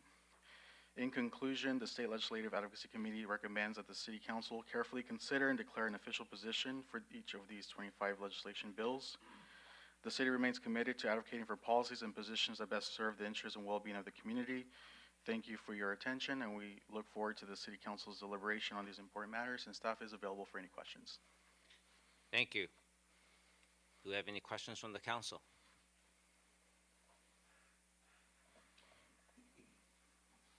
Councilman Kaji. Thank you, Your Honor. Thank you for the presentation. I had a question as to the city's position on Assembly Bill 1035, introduced by Assemblymember Marisucci. Councilmember Kaji, that bill has been continued on to a 2-year bill. So that one basically would be considered on the next session that would begin later this month. Thank you. Any other questions from the council? If not, do any members of the public wish to speak on this item?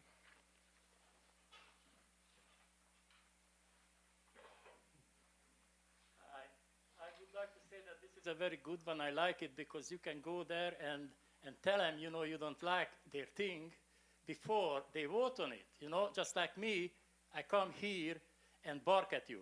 But the end result gonna be the same. Andy Porchas bark at you, you do the same thing, whatever you wanna do, if I bark or not. So you guys can go to Sacramento and you can bark at them and they're gonna do whatever they wanna do. Just face it. Here, I am the little guy. Here, you tell me to shut up. You tell me I'm gonna be kicked out. And what happens? You are kicked out of Sacramento.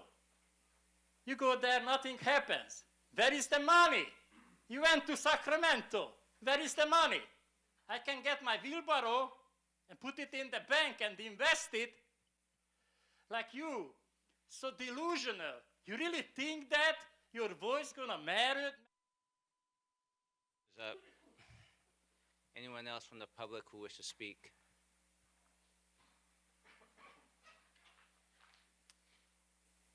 How does the council wish to proceed? Move to concur with the committee's recommendation. Second. Start voting, please.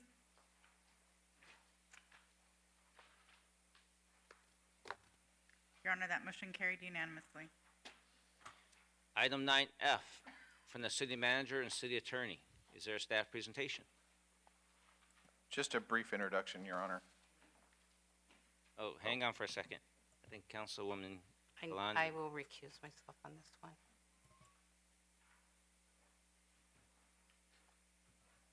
If you didn't hear, Councilwoman Kalani is recusing herself on this item. Your Honor, Patrick Sullivan, City Attorney. This is a recommendation of the City Manager and the City Attorney that City Council consider a motion to reconsider the decision to not ban touch-and-goes at Torrance Municipal Airport Zamperini Field. It is further recommended that in the event that the City Council does determine to reconsider the ban on touch-and-goes, that the matter be brought back before the Council at a later date. This is based on a motion for reconsideration that was made by Councilmember Shake, who was in the majority on July 25th. And so this now, with concurrence, has come back to the City Council. Just as a reminder to the Council and to the public, this item tonight is only to vote yes or no onto whether to reconsider the matter. It is not a discussion of the merits of banning touch-and-goes or not banning touch-and-goes. It's just to decide whether the Council is going to reconsider it or not. If there is a decision to reconsider the matter, then it will be brought forward at a later date. Thank you. Thank you. Councilwoman Lewis. Thank you, Mayor, and this goes back to Attorney Sullivan. I see a lot of speakers lined up to speak on this item. So just to make sure that we are very clear that it is not to discuss whether or not to ban touch and goes or not. It's just only to discuss the reconsideration of this one item. That is correct. Okay, I just want to make sure because I see several people lined up to speak on this item. You're correct. I see them too. Anyone else from the council who wishes to speak? And I'm going to speak a little bit since I was one of the ones who was on the vote last time. So I would just clarify, I'm not going to speak on the merits of it, but I will be speaking on how I'm going to vote and the reason for tonight only, because we made a lot of decisions on July 25th, and I was here along with my colleagues, and we listened to everybody's concern. As far as I know to date, unless the staff could correct me, is none of the items that were decided are implemented yet. We're still going through all the items, the analysis, the CEQA, and to me, we don't know how effective those the decisions we made will do. And so I will be voting for a no on this, but I'll let the public, anyone in the public who wishes to speak on this item. Again, we're not deliberating on the merits of touch and goes, just if we're going to reconsider this item. Michael Lyon.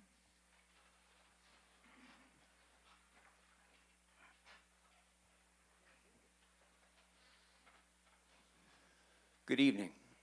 As numbers of training flights have gone nuts in recent years, you would think that flight schools like Sling would eventually get the message from many hundreds of Torrance residents signing petitions, speaking out at packed meetings.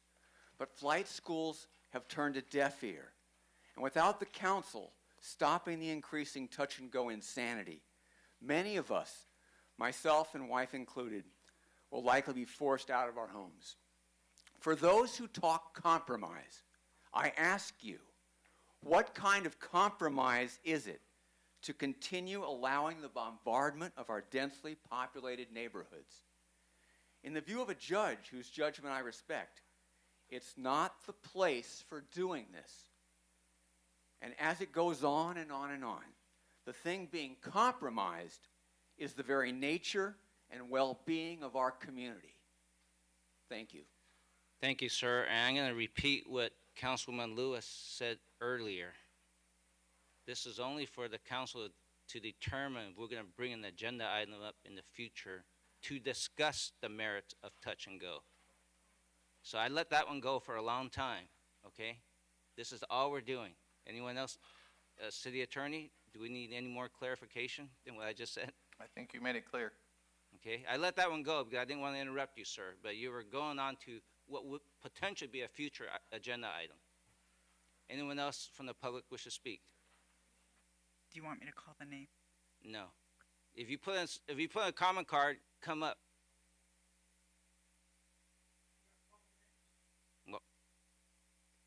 Go ahead, call the names. I just want to make sure Kathleen that you know DeLeo. what you're going to be speaking on.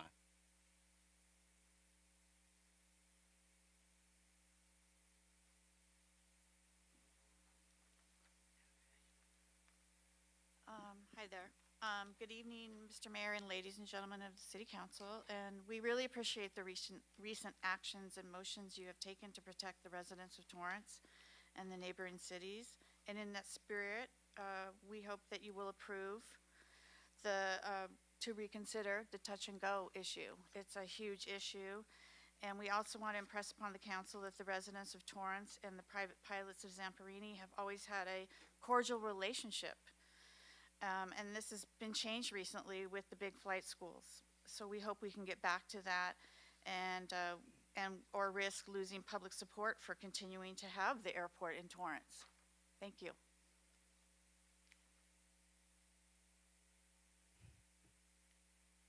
Councilman Griffiths. Okay. Tom Newman. There's like, after Tom Newman, there's two more people who put in comment cards before we opened up to the public. The general public without the comment cards. Yeah, William Shakespeare said it best. I can no other answer make, but thanks, thanks, thanks. We thank you for taking recent actions responding to the residents' concerns. Thank you. We still need you to approve the motion to reconsider tonight and to follow up with a ban on touch-and-go flights. Of course, people are concerned about noise, but the real issue here is safety due to excessive volume of training flights at a small municipal airport surrounded by residents. Torrance Airport was never meant to be a big regional flight training center. Don't let outside interests dictate to you how our airport is run. Maintain local control. Say no to the carpetbaggers. Represent Torrance residents. Thank you. Thank you, sir. I want to remind everyone, we're only discussing, we're going to be taking an item for reconsideration. Thank you. Mark Stratton. No, you didn't.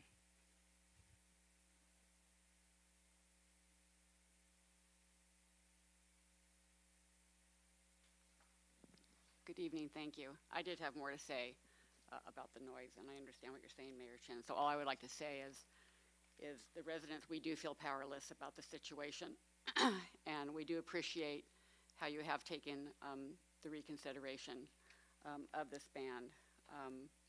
We're powerless, you have the power, and thank you again for reconsidering this motion. It's very, very important to us. And I implore you to first reconsider the ban on touch and goes tonight, and then eventually halt them altogether. Thank you. Thank you, ma'am. Is that it? Okay, did you want, I'm gonna let the public continue before you speak. Okay. Anyone else from the public wish to speak? You got 1 minute.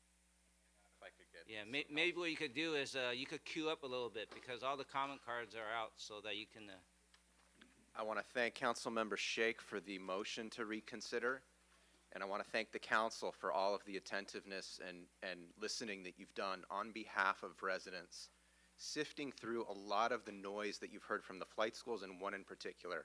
They are all phantom arguments. You've received a letter from outside special interests, legal counsel for hire, that I would question who is even hiring them. Please support the residents. Mr. Mayor, respectfully, I'm probably appealing just to you at this point, but I'll take your cue on what is happening and what may need to happen for you to be convinced. Before you is data from the Casper Noise Lab system that you, the council, reapproved. Again, thank you for doing that. But the data is clearly showing that my neighborhood, Southwood Riviera, to the northwest of the airport, is significantly impacted now from the north flight pattern. Stuff that has already been a result of the discussion here. We've already seen changes, and those changes are not sustainable. Please.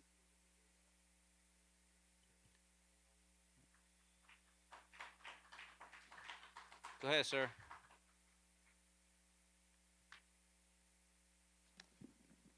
Good evening. I'm here to speak on behalf of COTAR, the Coalition for Torrance Airport Reform. With respect to this pending motion to reconsider, we want to take note of the fact that even this motion, action by you on it, and then action on consideration at a later meeting, is under attack by special interest groups from outside Torrance, claiming that everything council is doing is illegal. They're claiming that you have no authority to do that. We support you to defend Torrance interests. Thank you, sir. Thank you, sir.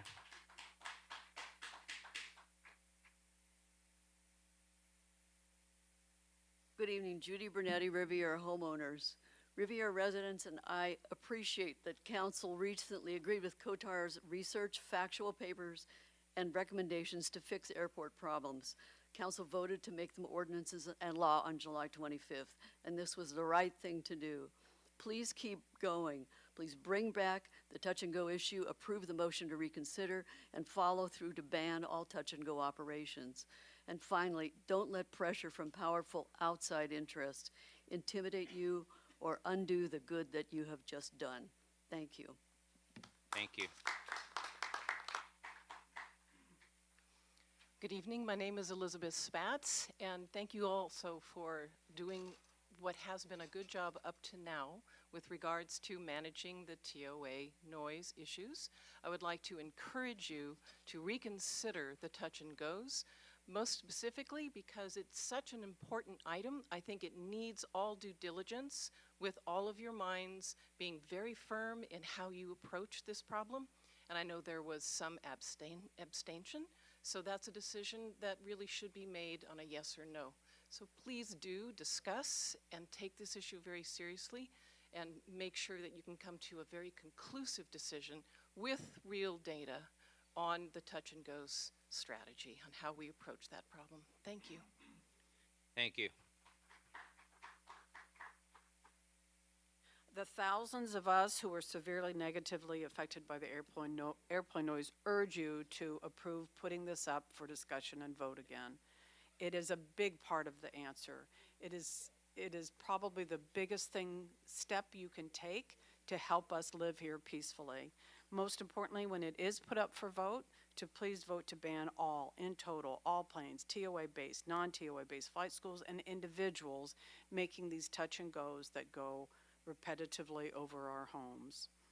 I also urge you to represent your constituents and implement the other actions that have been voted for. But if this one is omitted and not considered, you are missing such a big part of what can give us peace again. Tired, exhausted, stressed, anxious, daily headaches, please help us now. Thank you. Reminder, we're only discussing we're going to reconsider this item or not tonight. Thank you, Mayor Chen, and thank you, Councilman Sheikh, for recommending that this be brought up for discussion. The least you can all do is discuss the merits of this. That's the least you can do. We're not asking you to make a decision tonight. We're just asking you to decide to make a decision in the future. So please do your jobs and reconsider. Thank you. Thank you. Good evening, Mayor, Council. We urge you to vote for the motion to reconsider the banning of touch and goes. Most of us have lived in the area for years and have never had an issue with the airport until the explosion of flight schools, including these touch and goes. These arguments being made by the flight schools about pilot shortages and alike are specious arguments. It's not the role of a small airport like Torrance to deal with these sorts of issues at the expense of destroying the quality of life of thousands of residents. We need to assert local control over Torrance Airport. We can't have outside entities dictating to us.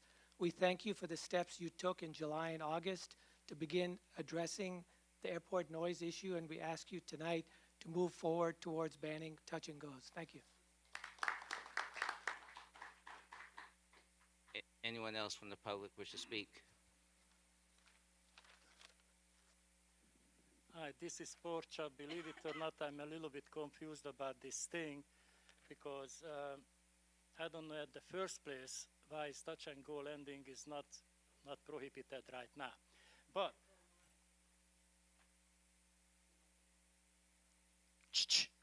what about my microphone? We hear you loud and clear. No, I need the microphone so everybody can hear me. Anyway, so I think instead of this touch and go BS, we should find out the 7th and the 8th Flight School Academy and kick them out. Kick them out and reprimand the persons who approved the 7th and 8th flight school. And who was it? Was it Mr. Shaparian? Who gave up this license? Why are we talking about this thing when the schools illegally operating in the city? Sir, your time is up. Sir, your time is up. Again, we are still going through all the decision items we made on July 25th. Okay.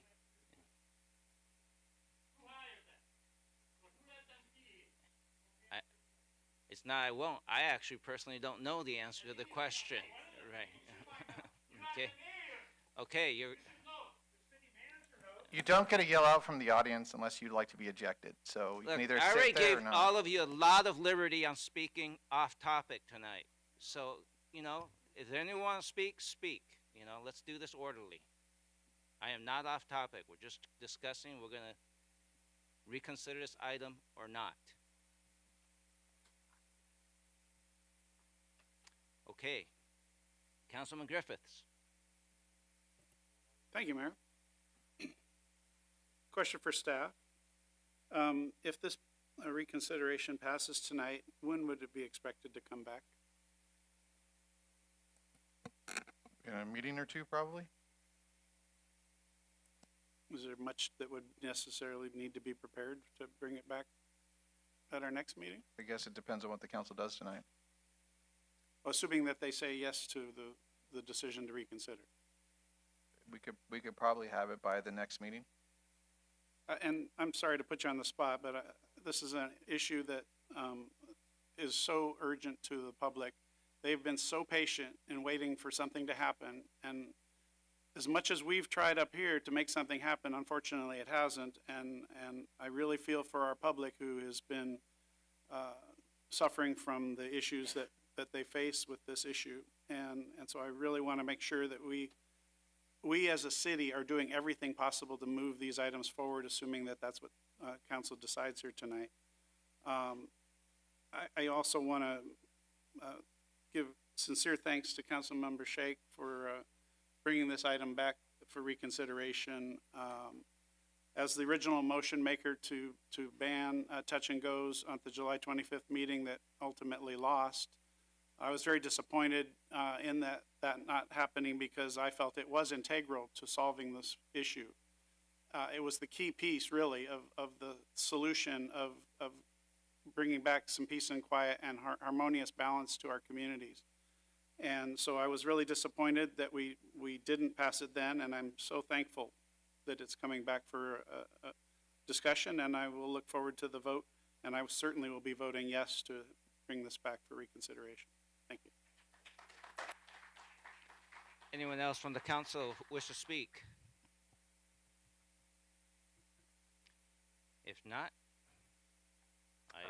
how does the council wish to proceed?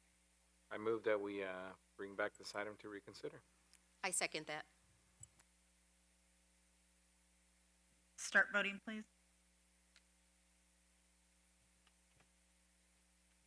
Your Honor, that motion carries with Councilmember Kalani recused and Mayor Chen voting no. Okay. All right. Do you want to get Sharon back?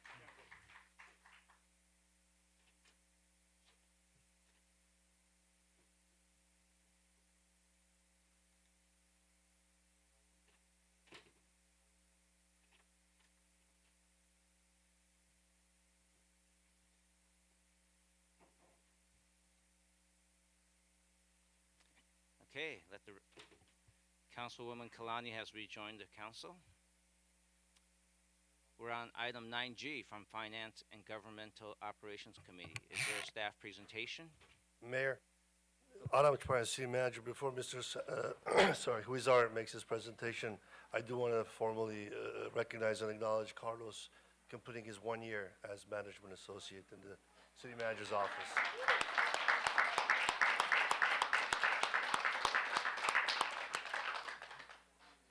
The floor is yours.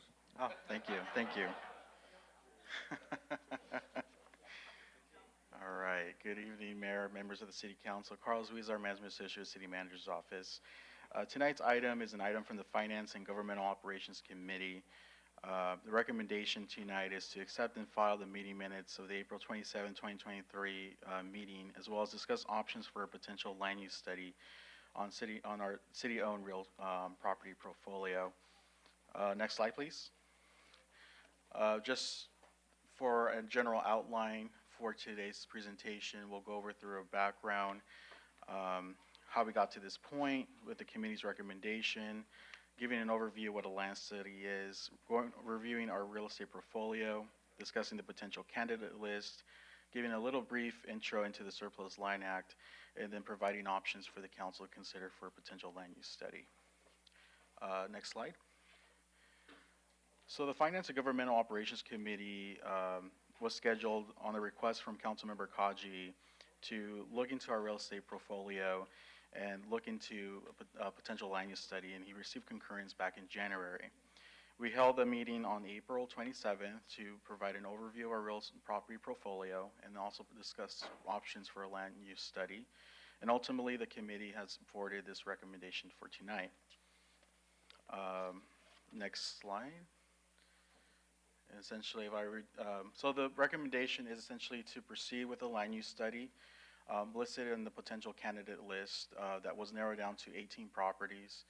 It was a larger, about 32 properties initially when we took it to the committee back in April, but based on certain criteria as well as ongoing initiatives and programming, the list has been reduced to 18, which also excludes the Civic Center, Fire Station Number 1, and the Mary Kay Giordano Regional Transit Center. Civic Center for the fact that we're currently working on a land use study for the Civic Center Master Plan. Fire Station Number 1 is our headquarters for the fire department. That's will be part of the options for the Civic Center Master Plan, whether to relocate them onto the Civic Center or look for alternative sites, as well as the Mary Kay Giordano Regional Transit Center. It's already being developed, but we have some other initiatives that we're working on for the remaining of the site. Next slide. So what is a land use study? So the purpose of a land use study is to kind of figure out a couple different variables. It's really to determine the highest and best use of the property, calculating fair market value. It ultimately will do a market analysis to provide options for council to determine whether we want to utilize a property for additional or different uses than what's currently being offered today. Depending on the outcome of the study and the interest of council, council can determine to dispose the property either as a partial or full disposition, either through a ground lease or co-location, or just a fee simple sell. Next slide, please. So as part of my role with the city manager's office, I assist the city manager and assistant city manager in the land management program, overseeing the real estate portfolio. So providing a general overview, the city owns about 230 parcels, which consists of about 1,030 acres of land area. Within that portfolio, we have 61 active ground leases, with the large amount of our ground leases being at Torrance Airport. We also have license agreements throughout our properties, whether it's for shared parking agreements, co-locations at our parks and golf course, and other uses such as public infrastructure needs. Each of our properties within our portfolio does serve a public benefit, whether it's a park, a library, government offices, co-location, a ground lease, or property that's used for public right-of-way, slope control, and public infrastructure. Next slide. So as I previously mentioned, our potential candidate list was narrowed down from the committee to 18 parcels. Upon further review with our city departments and our real estate consultant, we have are recommending that 5 of those properties not be considered tonight, but ultimately it would be up to the decision of city council. Essentially, the reason why we are not recommending 5 specific properties is because we still need them for operational needs, or we currently are needing those properties for other initiatives, or just the inclusion of those properties in the land use study is not necessary. And I'll go further in detail as we go through the presentation. So before we begin on the next slide, we'll go through each property individually. I'll give you some characteristics with an aerial map. And then if there's any questions, feel free to stop me. I'm more than happy to answer those questions during the presentation. Next slide. So our first parcel is located at the corner in 190th Street in Hawthorne. This is a fairly small parcel, 1,300 square feet. It's currently being used as a landscape parkway. It's located within the Hawthorne Corridor Specific Land North Torrance Subdistrict. And the general plan is general commercial. There's no restrictions on the site. Potentially this site could be a potential option for a co-location, whether it's like a cellular site or some form of signage. But that would be part of the market study that would be done with the land use study. Next slide. Site number 2 is our Yukon Water Yard. This is about 1.46 acres. Currently it's being used as a water facility.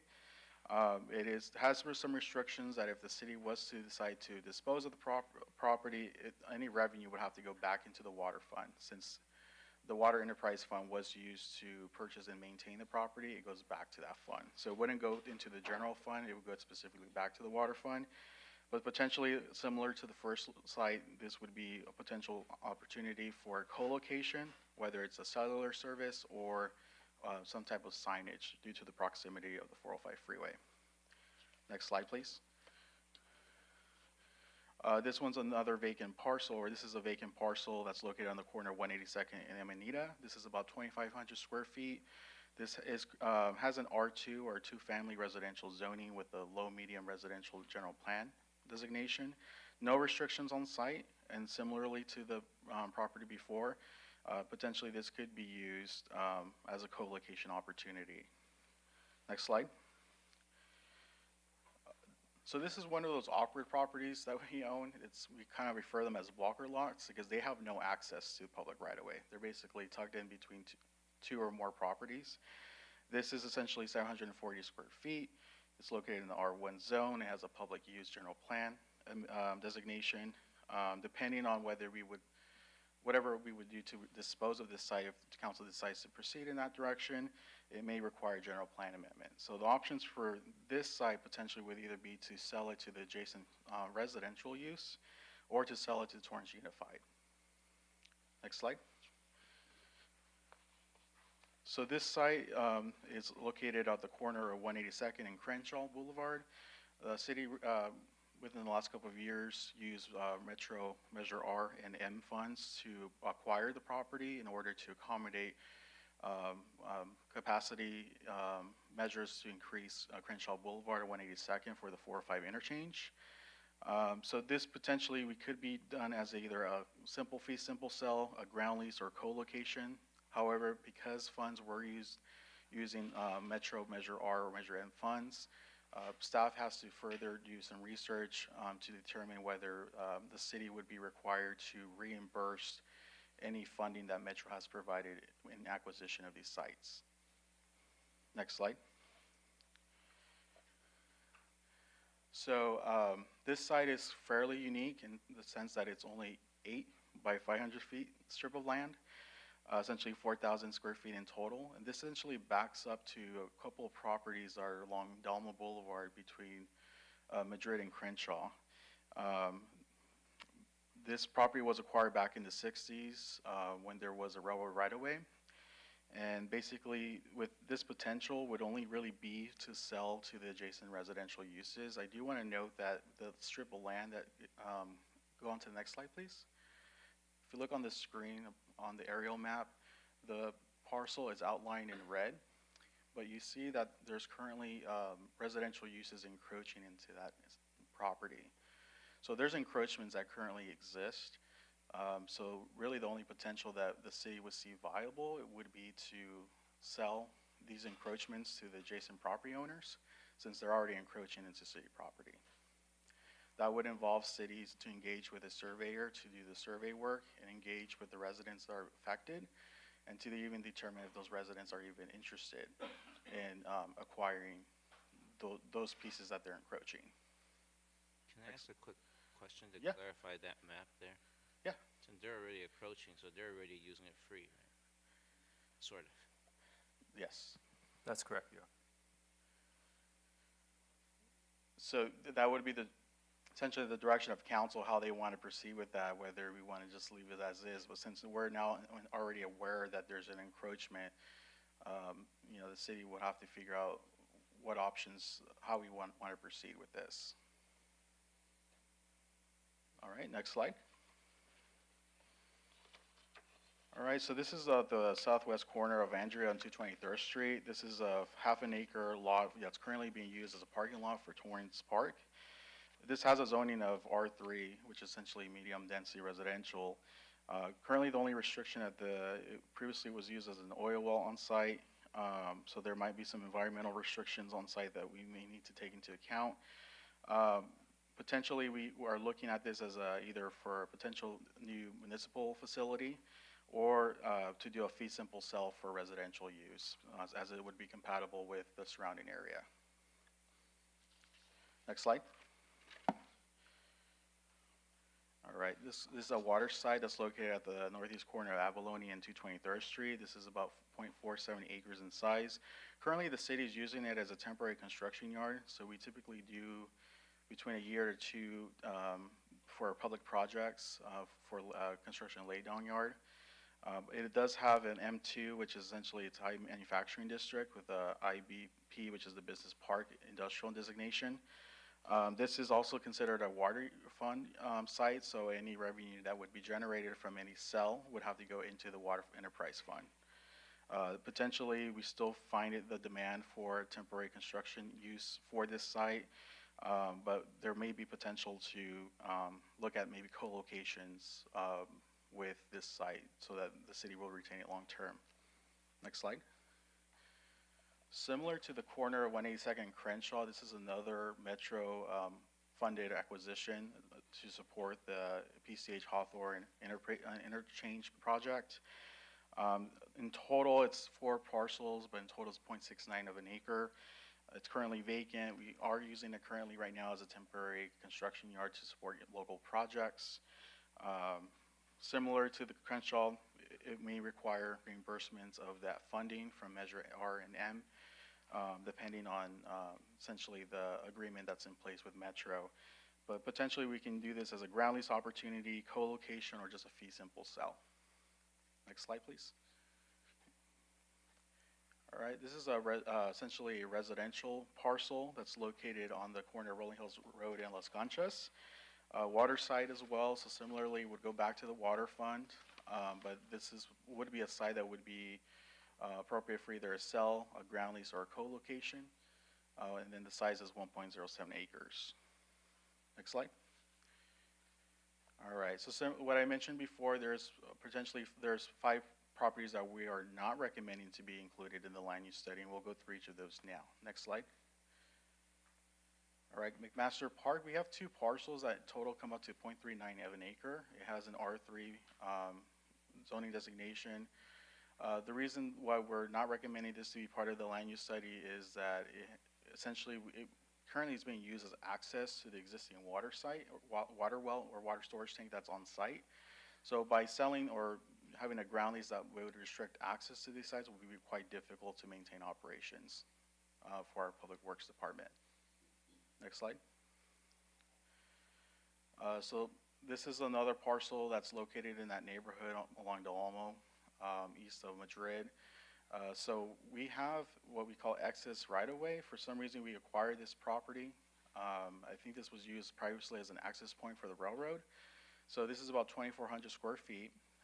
It's located in the R1 zone, has a low-density residential designation. We have gotten multiple inquiries on this parcel.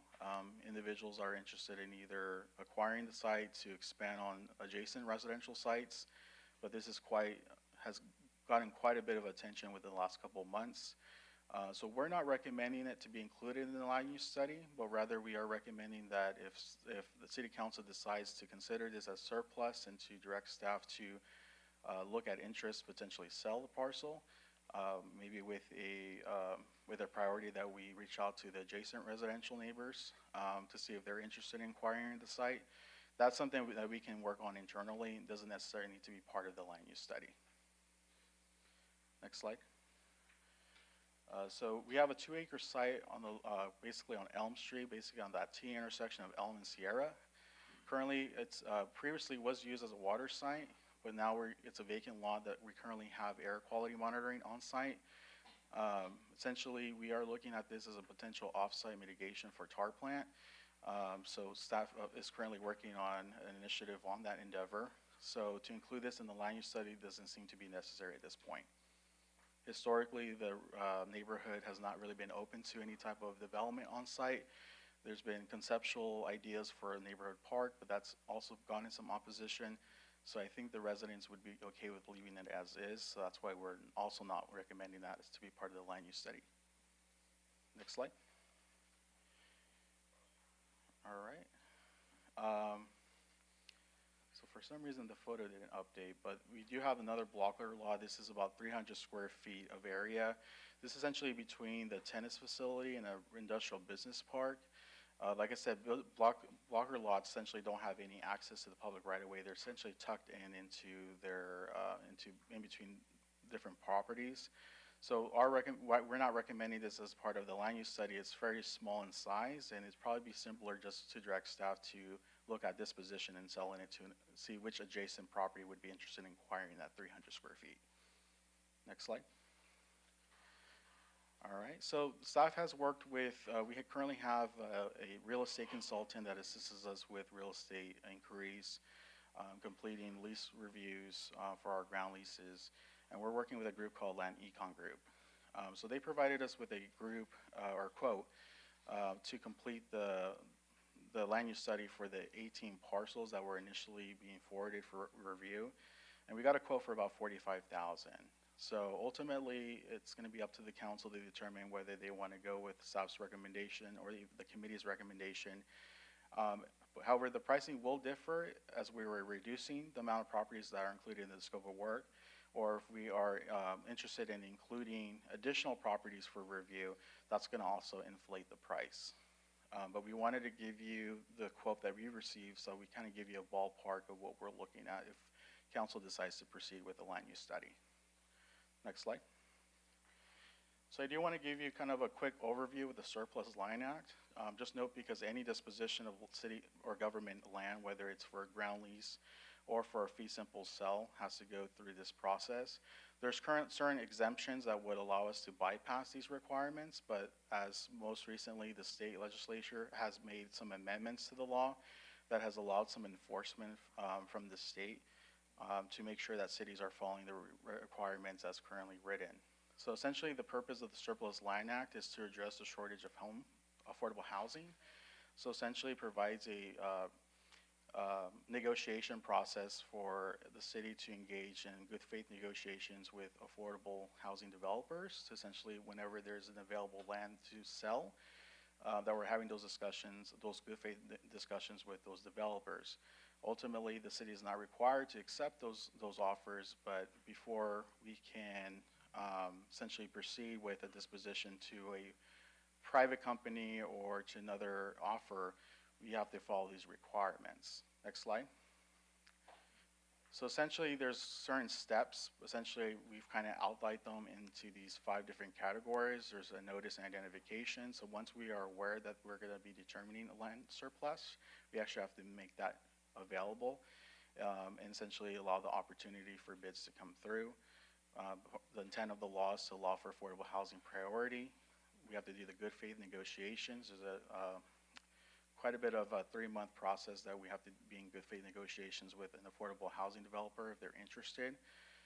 Disposition, essentially, whether we're going with an affordable housing developer or going with a different option, we essentially have to make that essentially known in a public forum in which council has to do the final determination or the approval to complete that disposition in a public city council meeting. Next slide. All right, so for tonight's discussion, your options for today are the following. 1, complete a land use study incorporating the potential candidate list and commencing efforts for sales of identified properties. 2, direct staff to complete land use study under council identified properties. Or 3, accept and file no land use study. That's it for my presentation. Staff is available for any questions. Thank you. Councilwoman Kalani? Thank you, and thank you for the presentation. Just wanted to make a comment because, Mayor, you had asked about it on property number 6. There's really no access to that right now except through the city-owned property number 16. Is that correct? That is correct. And then right behind that property, there's a railroad track. Who owns that? It's a council member, Kalani. That's actually an abandoned railroad that's no longer being used. Right. Who owns the property, though, that the track's on? I want to say the refinery company? No. Danny Santana, Assistant City Manager. Councilwoman will check and give us a moment and we'll confirm. Okay. And then north of the railroad track is the refinery. That is correct. Yeah. So I was just trying to paint a picture to those of you that might not know that area. But property number 16 does have access to that area. And yes, it looks like they own it if you go and take a look, because they've all kind of move north, Yeah. as the saying goes. That was all. Thank you. I just wanted to let everybody kind of understand that picture. Thank you. Thank you. Councilman Griffiths. Yes, thank you, Mayor. I had a question on page 19 of the slides on property numbers 14 and 15, McMaster Park. Maybe my memory is foggy, but didn't we remove that water tank? And so why would there still need to be a water concern for that property? I'm sorry, Councilman, I was talking to Danny about the other property. You're referring to McMaster Park area? McMaster Park, the two lots Correct. there next to the former water tank. Correct. So the tank that would be removed, but the well will still be active. So we need access to the well. It's still going to be part of the North Torrance well field. And you would need both of those lots to maintain access? We don't want to reduce our ability to access the well if there's a problem. I mean, we can relook at the layout, but I believe that the property line that's there actually splits the driveway, so it would be very difficult to do anything the way it's laid out. And then Councilmember Griffiths, if I may add, we actually, in one of the lots that is being considered, the city currently has the existing public EV charging with ChargePoint. So those are located there. So if the city was to off-sell, we would have to relocate those facilities. So there's some additional considerations that. No, thank you. I appreciate that extra information. I just, since it's been a while since we talked about this, I kind of forgot what we talked about in that. And we show in a picture here with a water tank there, which isn't there, and that kind of distorts the reality of the situation. So thank you for the clarification. I also want to ask a little bit more detail on the Surplus Land Act. I'm not an expert on that act. I'm not sure who is on staff, but if there was a property that we wanted to dispose of, and it's obvious it would be subject to the Surplus Land Act, obviously the affordable housing developers would have first crack at it. Would we potentially have to take less money for that property than what we might get if it went to a non-affordable housing developer? Let's say an affordable housing developer comes in and says, I'll pay you $800,000 for the property. But a non-affordable housing developer for another use will say we would be happy to give you $1 million. Would we have to consider the affordable housing at the lower amount, even though there's a higher and better offer? My understanding is that all we're required to do is have good faith negotiations. So I know that's very open-ended on the interpretation, but I guess to respond to your example, if the city finds that there is a better offer, I believe that we would be okay to proceed with that better offer. Obviously, as a government agency, any revenue goes back into the general fund, so there's not necessarily profit being made. But in terms of the language of the law, we just have to have the good faith negotiations, but we're not required to take a lower deal. Okay, I just want to be clear, because if we were, then that's obviously, hurting our hand and ability to get the best use for the property and the most economic benefit. And in essence, we'd be subsidizing affordable housing, which I don't believe is the city's responsibility to do. Yeah, and then just to add also, I think the majority of these properties are in the potential candidate list. They would be below that 5 acre threshold, so the staff would look at working with the city attorney as well as with our real estate consultant to identify what properties would be eligible for exemptions. And I know in the current state legislature, there's a couple different bills that are going to further allow for exemptions that cities can take advantage of. Great, I really appreciate the information, and congratulations on your 1-year anniversary. Oh, thank you. Councilman Matucci. Thank you, Mayor. Some of the questions have already been answered, but I do have a question on number 6, that 8-foot strip of land that goes behind that property. That's a difficult one because people had kind of already seem like they've already taken possession of those 8 feet. I'd be inclined to establish what the cost, the value per square foot might be for that strip of land, which I would suspect is not too terribly high, but can we as a city, I guess in other words, finance it to where we can add it to their property taxes. I see a nodding there. Can you explain how that works real quick? So, Mayor, members of the City Council, Danny Santana, City Manager's Office, this isn't the first time the city has run into this similar circumstance. In prior instances, prior councils have directed staff to set an associated price, advance good faith negotiation. Some parties accept those terms, some parties don't. In those instances where parties did not, it gets recorded as a lien on the property. And at such time that the property is changing hands or there's a transfer of ownership through an inheritance or some other form, that lien has to be corrected. The title gets cleared only when they have paid that stipulated amount that gets recorded against the property. We ran into this where this took place, I want to say in the last 12 to 18 months, for a property that at the time did not accept the city's terms, so it was recorded. There was an ownership change, they had to pay the circumstance, and then only then was the title cleared. Wasn't that at La Paloma Park, right, or something like that? In that instance, Councilman Griffiths, it was. Yeah, that's what I thought. Remember that. Okay, so let's say hypothetically speaking, we establish that it's worth $10,000. Can we just do like $10,000, split it up over 30 years on their property taxes, something like that? We have not done a financing mechanism, Councilman, Torrance City Manager, but as Mrs. Santana mentioned, we can record it on their property tax roll. Because it would be nice to obviously establish the value and, and give them the legal ownership. Right. But, have that, obviously that financial lien, because if you attach it to their personal name, then it would have to be paid off at sale. But if you attach it to the property taxes, it runs with the land. I would think it would be a lot more enticing to somebody to say, oh yeah, attach it to my property taxes, I'll pay a little bit at a time, and if I sell it, I don't have to pay it off. It would get basically carried on with the new owner. Councilman, again, Danny Santana. Adding something to the property tax, we would have to work through the county assessor. Good thing we had a representative tonight, so we may be discussing this with them to see if that's possible. But if not, it would be subject to council's direction to, it could be a payment plan. It doesn't necessarily need to be recorded against the property. It might be a combination of a lien until such time that they pay it over set terms directed by council of set amounts over set time frame.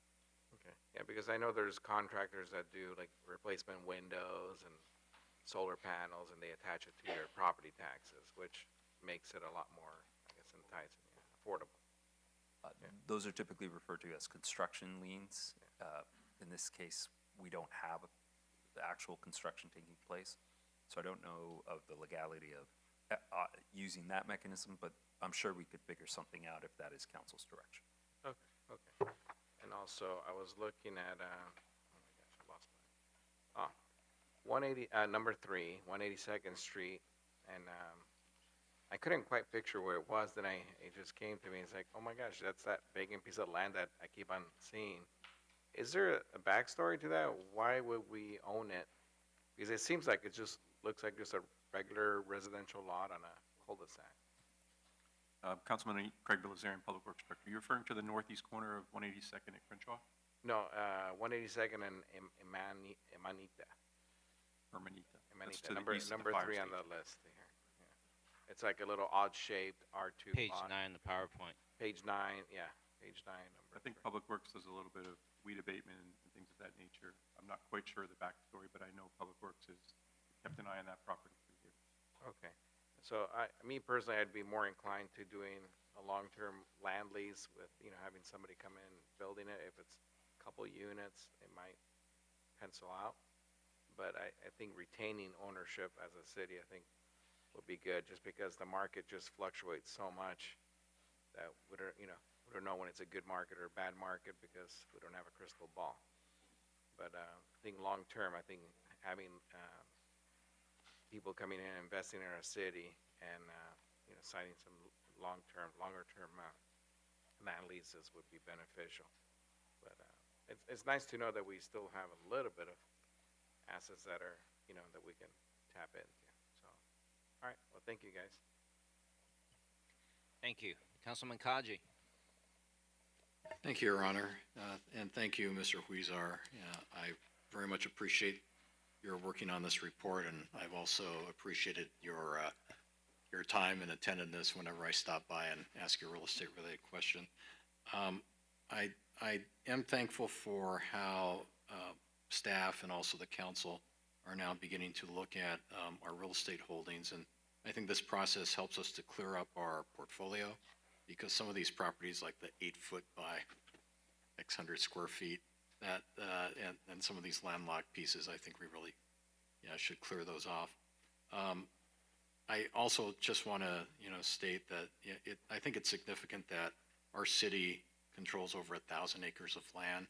It's really I believe, one of our most significant assets in the city.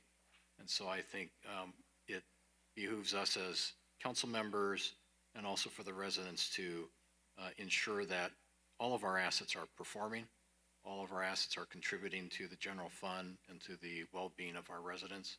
And so I believe as we continue on with this land study, we'll see what we have, we'll see what the potential is for generating revenue or creating open space or meeting our state housing requirements. But once again, I just wanted to thank you in public for your efforts. Thank you. Thank you. Councilwoman Kalani. Thank you. Going back to property number 6 and number 16, it doesn't look like property 16 includes the 8 extra feet yet. So, Councilmember Kalani, that's correct. Oops, So sorry. we would treat these as two separate cells. However, with the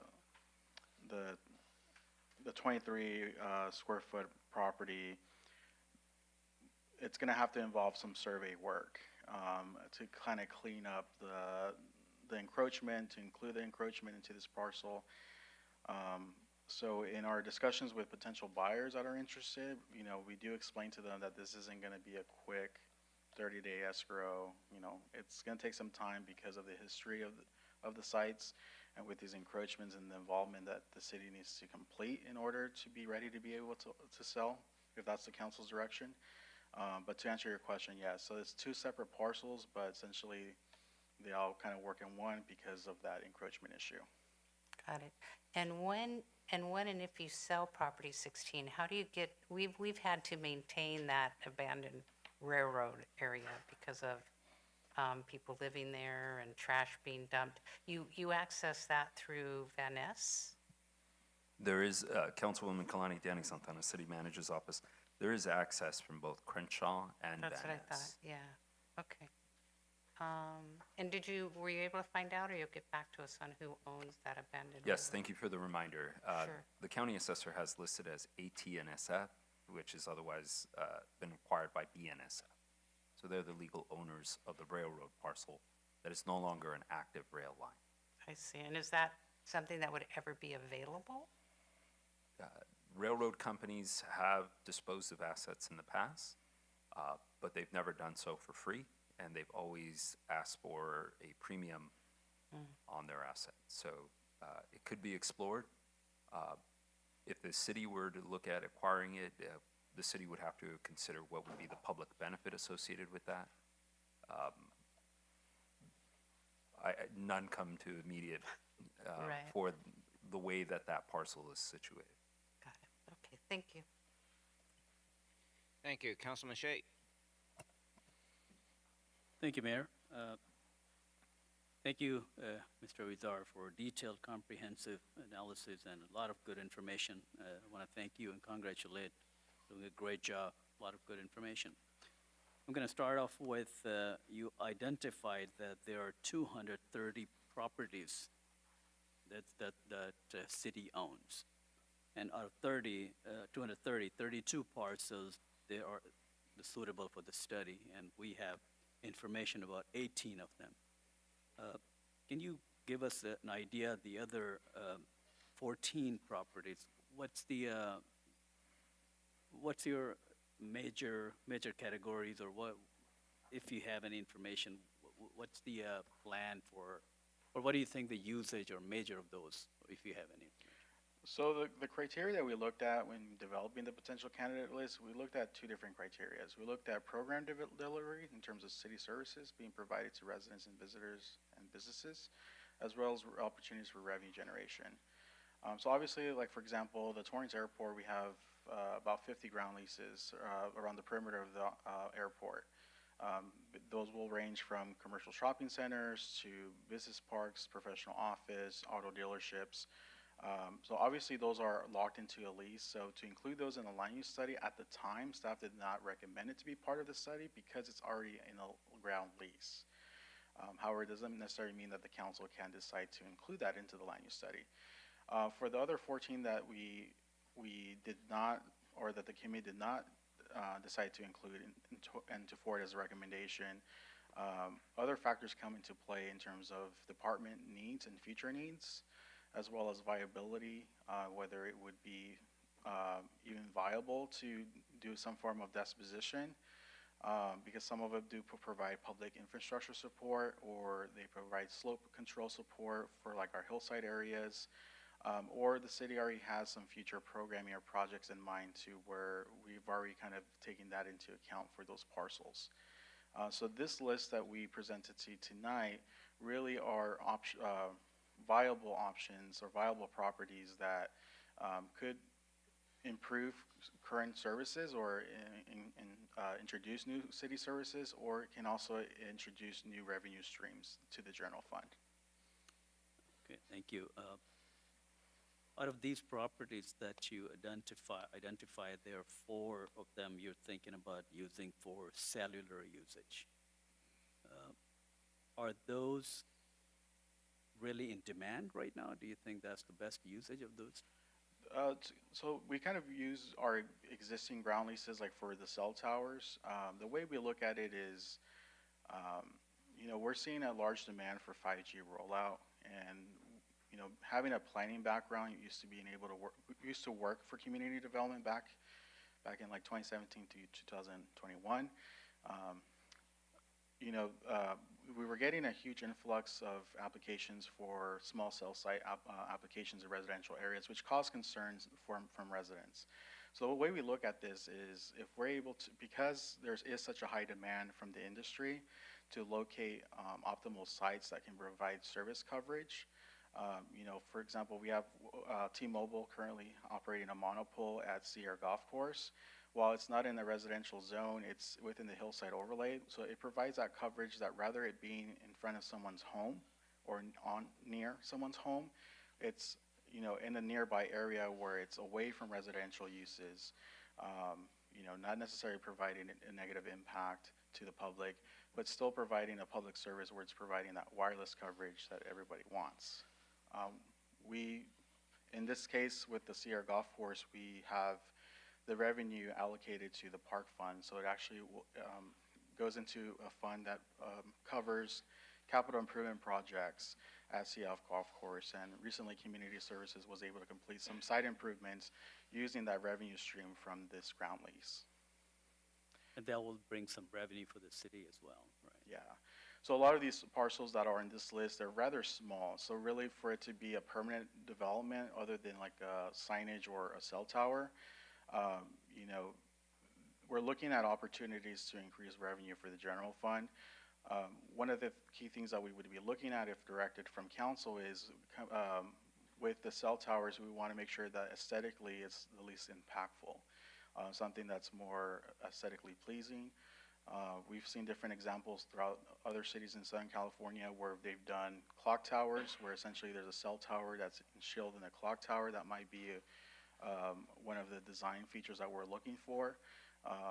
But the options are essentially limitless on what we can essentially find in terms of revenue stream generation. And they are away from residential units as well. That's another benefit. Most of them are. Most of them are. Most of them are in commercial areas. Yes. So even the land use entitlements a little bit easier to obtain. But that's also one of the options that council will have to direct us is we could do this as a RFP where we look at all these sites that would be viable cell site locations and try to find one vendor and work with that one vendor on a city-approved design, and then have them essentially construct it, and then we get revenue from it. And specifically about the Yukon water yard that you're mentioning here, it's a huge land, about 1.5 acres. And you're suggesting to have cellular tower and signage. So that should bring quite a bit, I mean, It would be, quite a big space for this. so it would be either one, I mean, the city still finds value in retaining the site for water operations, and the entire site wouldn't be allocated for just a co-location facility. It would be in conjunction with our already existing city operations. Similar to the Sierra Golf Course example, where currently it's open space, it's being used as a golf course facility today, but a small portion of that property is under that ground lease with T-Mobile. Councilman Sheikh Danny Santana with the City Manager's Office. If I could add to Mr. Weezar's explanation, the co-locations, staff is for co-location scenarios, we're looking to make sure it doesn't impact existing public service delivery. So yes, the parcel is 1.5 acres in size, but its primary purpose is to support our water service delivery. So any co-location, one of the factors that would be paid special consideration by staff as we advance it for public review and council's consideration is to make sure it doesn't diminish our ability to deliver those critical public infrastructure service delivery needs for the community. So we would look for any co-location to work around the existing operational needs for the departments. Thank you. I have also a question on affordable housing. How much and what's the, how much city wants to get involved? Probably for Mr. Chaparian, if you can help me, affordable housing. We don't build any of those houses. We have contractors and developers to come and develop those, but we can In the past, through redevelopment, we've been able to dedicate, when we had a redevelopment agency, the project 1640, I believe, Cabrillo is one example. We have several throughout the city.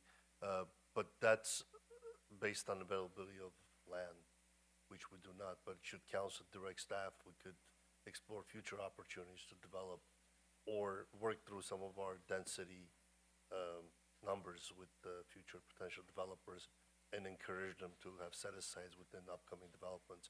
The most recent example, just by market, is the Gable House project, which has 17 units dedicated for affordable. So I just wanted to understand, so if we have a project for affordable housing, city will not take any benefit of that. They just try to. We will if it's towards arena allocation, Okay. the regional housing allocation. To meet the units, but as far as revenue is concerned, we just No. don't generate anything. No. But we do, it's gonna cost us for maintenance and so forth. If the city's involved as a partner in development, otherwise, if it's a private developer, they will have to account for that. Most likely, it'll be a request for additional units to be able to, and that's the density issue, to be able to pencil out per se. Councilman Sheikh Danny Santana, again with the City Manager's Office. Prior examples have been for either individually or a combination of land to underwrite the costs for acquisition and advancing an affordable concept, a contribution, a monetary one, to help with the construction costs. Really, it's been one or the other in most instances.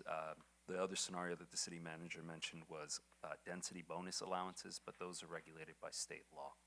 So we've had different experiences with different projects.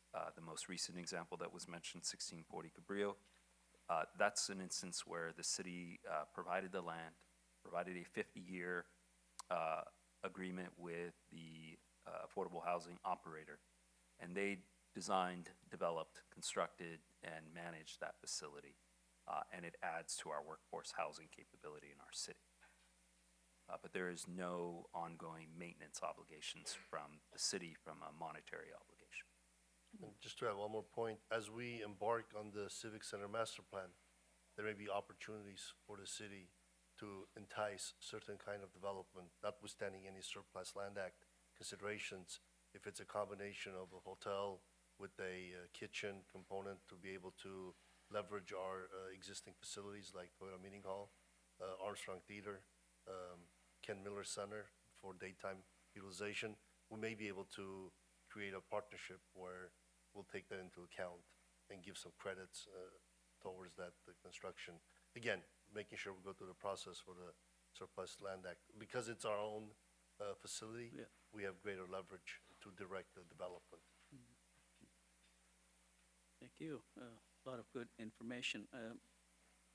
Last point is probably we talked about that, and just want to touch base on page 13, which is number 6. If I'm looking at correctly, so this is adjacent to the refinery, the north. Am I correct? That is correct. So, does refinery has any interest of purchasing that? So, Councilman Sheikh Danny Santana again. So it's technically separated from the refinery by the railroad. So the refinery is the northern end of that image, and then there's a rectangular strip of land that is owned by the railroad company before getting at the city's subject parcel that is outlined in the dashed red. I'm not opposed to send it to the residential units, but I'm saying possibly the metro or somebody else. Do they have any interest of purchasing this property? They have any usage of that, or? Metro has not expressed that. They've only identified their southern terminus to the transit center. This rail line does not extend east of Western, I believe, so I do not see how it would incorporate into their broader regional distribution network. But that rail is basically not used. Abandoned. We don't, abandoned, right? Okay. It is decommissioned by the railroad, the K-rail that extends north-south along its Crenshaw frontage. But I understand from our Public Works Director that the railroad company has never removed the rails just in case there's ever a need to supply the refinery. And who owns this property? The railroad The property? railroad, yes. BNSF Railroad. BNSF owns that, the railroad, okay. Okay, thank you. Actually, I'll make some comment. I guess there are some interesting homes on Normandy along the old railroad tracks. I just thought, just put that food for thought. I don't know how you would access it, maybe through that right in the middle there. Cell sites, I think that's something I think the staff, you probably well aware of that as we're going to 5G and 6G, and some people are thinking about hopping to 7G. I think real estate demand for cell towers will probably increase as the higher Gs you go. The tower needs to be closer and closer. We're going to come to head with that real soon, I think, because if the power doesn't go that far, you need to bring another post closer. Maybe there's value for us, but that's where we're heading for. Anyone else from the council wish to speak on this? Yeah, a lot of interesting, thank you, Councilman Kaji, for bringing this item up. I think, yeah, I am gonna open this to the public. You got 1 minute and on this topic of land use. Mark Daninger. Yeah.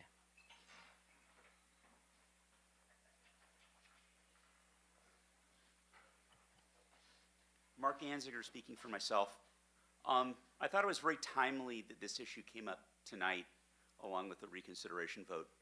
And one thing that I noted is that the city's major real property asset was not included in this planning effort, which is the airport. And I want to strongly encourage staff and council to consider additional investment in research to basically develop a series of alternate land use plans for the airport that potentially would involve reconfiguring airport use in ways that would mitigate impacts on the community and potentially generate revenue or other benefit to the city. I think it's something that you could add to this effort relatively easily at a relatively affordable cost, and the benefit would be very material. Thank you, sir. Anyone else from the public wish to speak on this item?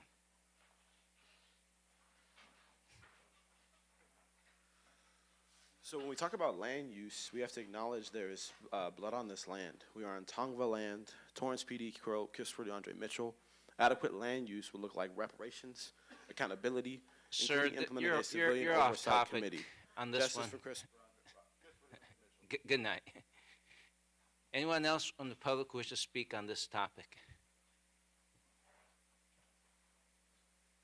Hi, this is Porchap again, and I don't know if I heard this thing right, but this young gentleman, who is or what is his name, explain it to you. This is a bunch of useless piece of property. So if somebody want to use it for a cell phone tower, then it's already, that's what it's good for use for. So why to pay further studies for this unusable land? You know what I mean?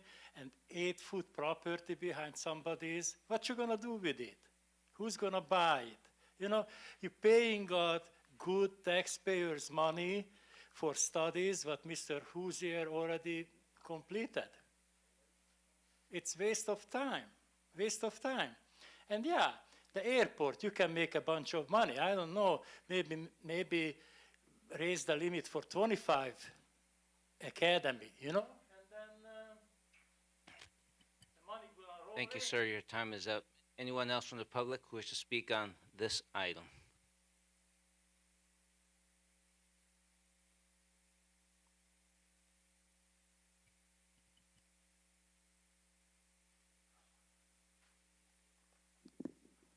James Henry, I'm not sure if this is an intelligent question, but is part of this land use study buying property or acquiring property? And if it is, are you going to pay property tax on that acquired property? Is that a good? I think the staff wants to respond. I was going to let you use up your 1 minute, otherwise you're done. Okay. Members of the city council, to answer that question, no, we are not looking into acquiring any new properties. And if we were to acquire properties, because we're as a government agency, we're not required to pay property taxes. We are exempt from paying taxes as a government agency. Great. Thank you. Anyone else from the public who wishes to speak on this item?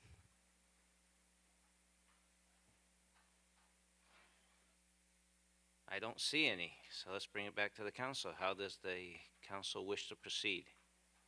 I think Councilman Kaji is ready to make a motion, looks like. Thank you, Your Honor.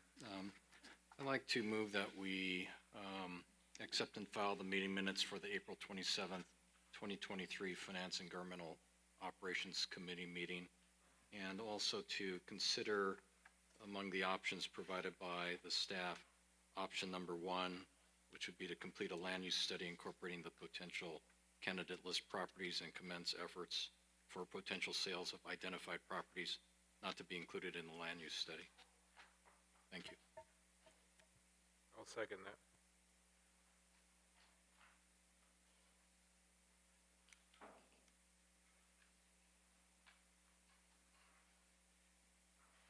Start voting, please.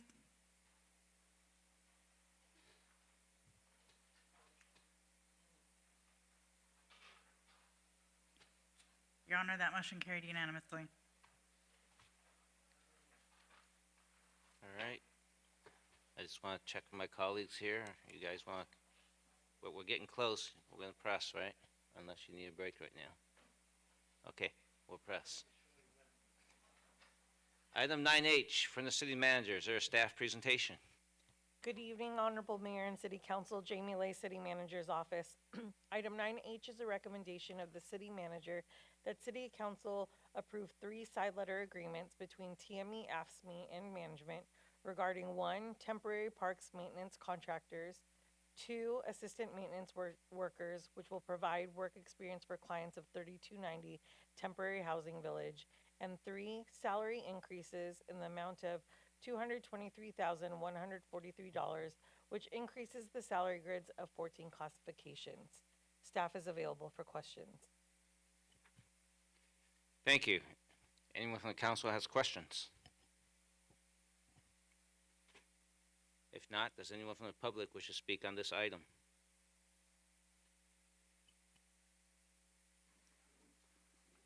Hi, this is Pork Chop again. I just look at these numbers. You're gonna pay for this or whatever for these people you're expecting to do some work. It's like 24 hours an hour, and some of them even $18.57. That's barely over the minimum wage. You know, great. It's not like Mr. Shaparian, 400 a year, thousand. You know, these people working for $18 and $20 an hour, they cannot live in the city. They cannot afford the gas prices. They cannot come here. So might as well forget about this side letter agreement. Maybe you should look for money to pay these people. You know? Not $500,000 and $600,000 for police chiefs and fire chiefs. And Thank you, sir. Your time is up. Thank you. Anyone else from the public who wishes to speak on this item? If not, I'll take a motion to concur with the recommendation of the city manager. So moved on item 9H. Second. Start voting, please. Your Honor, that motion carried unanimously.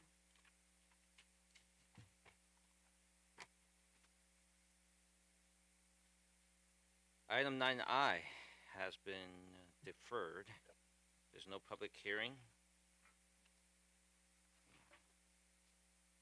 No agency agendas. We're now moving on to the second reading, ordinances, item 12A. City Clerk, may I have a number and title, please?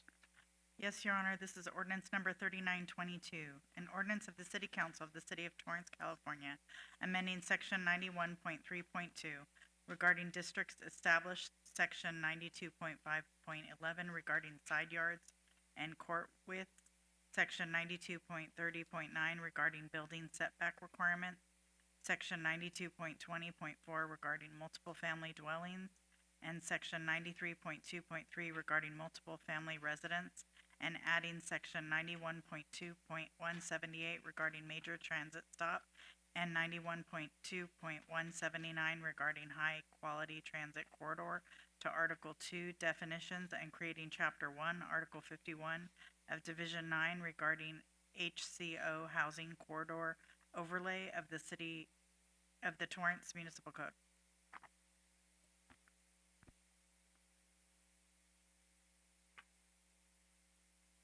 Councilman Griffiths. Thank you, Mayor. I just had a kind of a technicality question on this item. Normally on these second readings, don't we have the vote displayed or included in the, from the first pass of the ordinance? And I don't see the voting record on this item.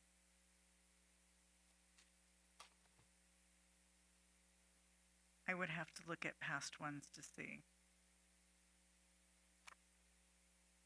We don't usually include it on the ordinance because it's not adopted. No, not in the ordinance yeah. itself, but in the item, just as a reference to see what the vote was when it was. Like I said, it's a technicality. I don't think it really matters to the outcome, but it's nice to see what the original vote was. I'll make sure it's included on future ones. Thank you. Yeah, I don't recall seeing it since I've been around here for the last 5 years. Councilman Kaji. Thank you, Mayor. I have a question for staff, community development.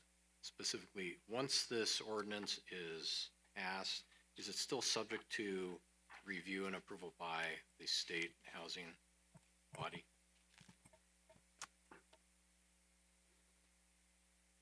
Michelle Ramirez, Community Development Director.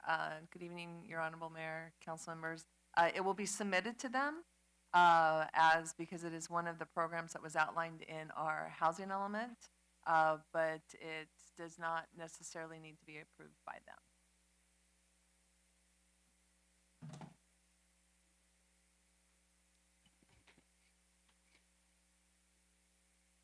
Okay, how does I will await for a motion.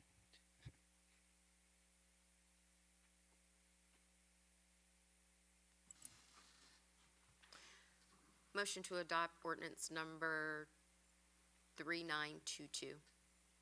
Second. Councilmember Lewison, would you please include approve a ordinance summary for publication? Yes. And seconder, would you accept that?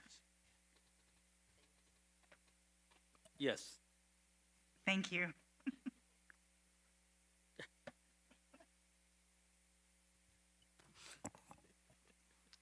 Start voting, please. Your Honor, that motion carried unanimously. I'll check with the city attorney. I didn't have that in my number here. We can ask for public comment if you'd like to give it. Do you have a relevant comment? Okay, got it. Thank you, sir. Okay. It's okay. Spare us. Moving on to oral communications number 2. This portion of the meeting is reserved for comment on items not on the agenda. Under the Ralph M. Brown Act, City Council cannot act on items raised during public comment, but may respond briefly to statements made or questions posed. Request clarification, refer the item to staff.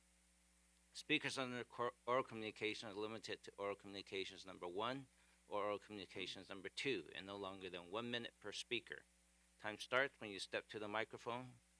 Speakers, please do not take your cell phone with you or turn them off. If you want to present handout material, please provide 11 copies to the city clerk before speaking. I don't think anyone signed up. Has anyone that did not speak during oral communications number 1 wish to speak during oral communications number 2 right now?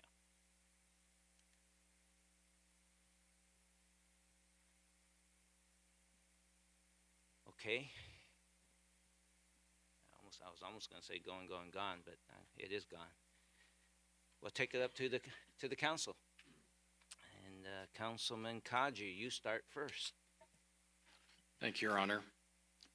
In November of 2017, City of Carson voters approved Measure C, a business license tax that only applies to refineries and industries that blend, mix, refine, or store petroleum products. This tax is based on a rate of 0.25% of gross receipts and is budgeted to generate approximately $19 million annually from the oil-related businesses located in the city of Carson. I'd like to request concurrence from the council to direct staff to provide additional information on how a similar tax can benefit Torrance. Do I have concurrence?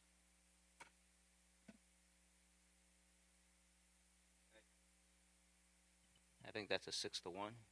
6-1 approved. Thank you. Councilwoman Kalani. Thank you, Mayor. The Torrance Theater Company wants to thank everyone who attended their summer musical Kinky Boots in August. I'd like to thank them for putting on such a wonderful production. But now it's time for their 2023-2024 season at 1316 Cabrillo Avenue in downtown Torrance, starting October 7th through October 28th with Dangerous Corner, a thriller of secrets, passions, and lies. So to get your tickets, you can go to www.torrancetheatercompany.com. Thank you, and for those of you that are not going to be here when we return from closed session, good night. Councilwoman Lewis. Thank you, Mayor.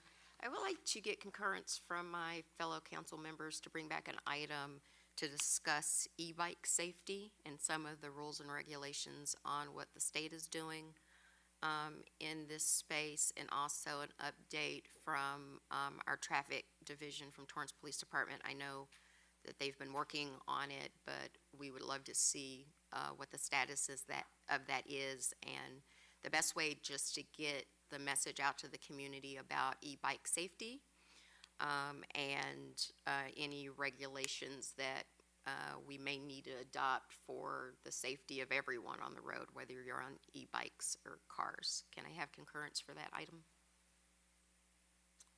You got 7-0? Perfect. And then I'd also like to end with, on August 27th, at Delamo Mall during $4 movie night, we all know that there was a disruption there. And our partner agencies all over the South Bay responded to our calls, and that goes to the training and the preparedness and the professionalism of the Torrance Police Department. I know we're sending out letters of thank you to all of our partner agencies, but I want to take a second to thank the men and women of the Torrance Police Department, also in the 911 Center, better known as the radio room, Torrance Fire Department, and all of our city departments that responded, including I think that General Services may have put out some barricades or some signage or something like that. Okay, I'm sorry, Public Works. I'm sorry, Craig. But you know, it just goes to show that all of the departments in the city of Torrance work very well together when it's needed. And if we did not have that type of departmental synergy between our departments and our employees, we could be looking at a very different outcome from the mall. And to the public, everyone in this room is dedicated to working with Simon and all of our departments to make sure that you feel comfortable at Delamo. Delamo is a wonderful mall to shop at. I know I try to do my part as much as I can, to the dismay of my credit card. But we want everyone to go there, feel safe, and know that you have a very responsive public safety department. Thank you. Thank you. Councilman Matucci. Thank you, Mayor. I don't have much. I just want to wish my father happy 86th birthday. Even though he's, suffering from very advanced Alzheimer's, he still smiles and is able to, look up at us, and I'm sure he knows we're there by him. So he's there with us 24/7 at home, and I just wish him the best. Thank you. Thank you. Councilman Sheikh. Thank you, Mayor. We had a busy week. We attended quite a few events. On the 9/11, we were at the Seaside Heroes Park, and we placed flags for each and everyone who lost their life on 9/11. And there were about 2,977 flags were placed, and this event we will never forget. We also had the opportunity to visit local business, Electronics, and I want to thank Sean and Pervez Lodi, who hosted the event and gave us a tour to the company, a very successful story.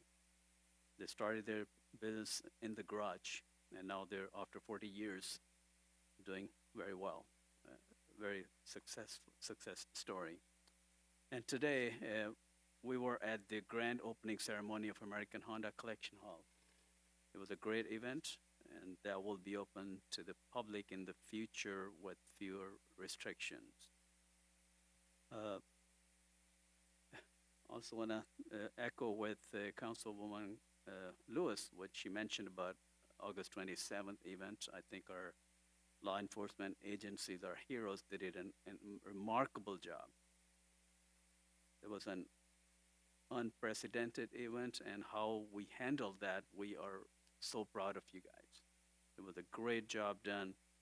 And also Maurice Hardy, who is really a hero, who helped not to expand or to escalate the fight, and I'm very thankful to Maurice Hardy. Also, I'd like to request our residents to watch Torrance City Cable. A very informative program. If you want to know what has happened in the week or what is going to happen, it's a great informative cable Torrance today, so when you get a chance, please watch those. Thank you, Mayor. Thank you. Councilman Griffiths. Thank you, Mayor. I do have a couple things I'd like to request concurrence on, if possible. The first one is, the city has 3 message boards around the city currently. One here just on the corner, one up the North Torrance Library, and one by Wilson Park. And over half the city lives south of the furthest south message board that we have today. So I'd like to have, with concurrence, to have a feasibility and a cost study done to look at potentially putting a city message board at the corner of Hawthorne and PCH on that very small sliver of land that was a leftover remnant from the reconstruction of the intersection on the southwest corner of PCH and Hawthorne, and like to consider the possibility of putting a message board there for the south half of the city to benefit from what's going on in our town. With concurrence? Appreciate that, thank you. 7-0. The other item that I asked for is something that's been on my mind for quite some time, and that is the one of the most used facilities here at our Civic Center complex is the Toyota Meeting Hall. And it just dawns on me that next year will be 10 years since Toyota expressed their desire to leave the city and ultimately did. And it kind of rubs me the wrong way that we still have that facility named after Toyota when they're no longer here. And so I'd like to, with concurrence of my colleagues, to consider renaming that facility to something else, but in addition to just renaming it, look into the potential for having a business entity or some philanthropist sponsor that facility for the naming rights for that facility and generate some income for the city. So I'd like that to be explored, as well as associated name change with concurrence. Honda, maybe. We'd love Honda to come in and give us a couple $1 million for the naming rights. I just want to make sure clarification. If someone wants to, pay some money, that's a one-time payment, not a continuous. Mayor, I'm Could trying we- to see manager, there's naming rights options in perpetuity with built-in adjustments in price. It could be for a set amount of time. I see Mr. LaRock shaking his head, and he has experience in this area, so we can work through general services and community services and reach out to our business and philanthropy partners. I was going to suggest send Toyota a $5 million invoice for name renewal, but just giving you some options.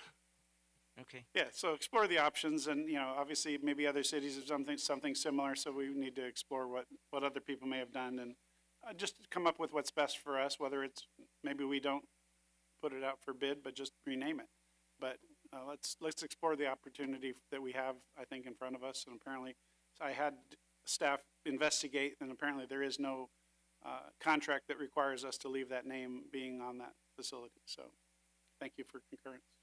That's all. Have a good night, everybody. I don't know. I see some people clicked in. I just want to make sure I give you a chance to speak. Councilman Shake. Thank you, Mayor. I just want to thank our staff. They went with me for a ride to look at the hot spots, and I want to thank you. And I think my goal is to go on a monthly basis, and I want to thank the support from the staff and addressing some of the issues and the hot spots in the area, and hopefully quickly fixing those as well. I just wanted to recognize and thank them. Okay. Anyone else? I think I was looking for Councilman Kodja to mention about the great successful fundraiser that you had a lot to do with El Camino this past Saturday. Did you want to share a little bit?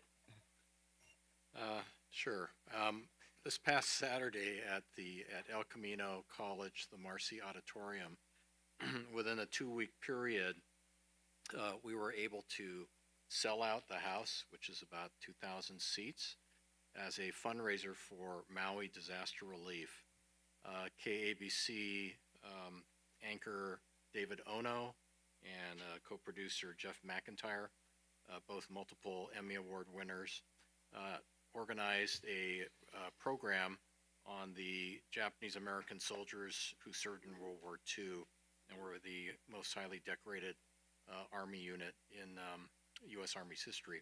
So we were able to combine that presentation with a fundraiser, and I'm happy to report that as of today, the event raised over $100,000. So I think it's to the credit of our Torrance residents who came out to support the event, also to those at El Camino College, board member Tricia Murakawa, and also El Camino president Barbara Thames. So kudos to them for helping to pull this together, and thank you, Torrance residents, for making this a happy event for those impacted by the fires in Maui. Thank you. Thanks for the reminder. Yeah, thank you very much, Councilman Kaji. I've been to the Marcy Auditorium a few times, and this is the first time I saw it nearly packed. And I'm up there on the second. I'm in the balcony in the nosebleed sections, but it was a great performance. I think the event got pulled together in roughly 3 weeks' time, and boom, everybody responded. I just want to just say, this is a good sign. We just had 9/11 yesterday. Every time there is a disaster, we all come together and we reunite and we help each other. And I want to encourage every one of us here that make that a regular habit of our lives, and don't wait for a disaster for us to do kindness and come together. We don't have to wait for a disaster. Make that every day, because like the folks in Morocco, you may not know when is our last day. So live every day as if tomorrow is your last day. And at this moment, we're gonna break into not breaking. We're gonna go into recess. No, closed session again. All right. Thank you, everyone.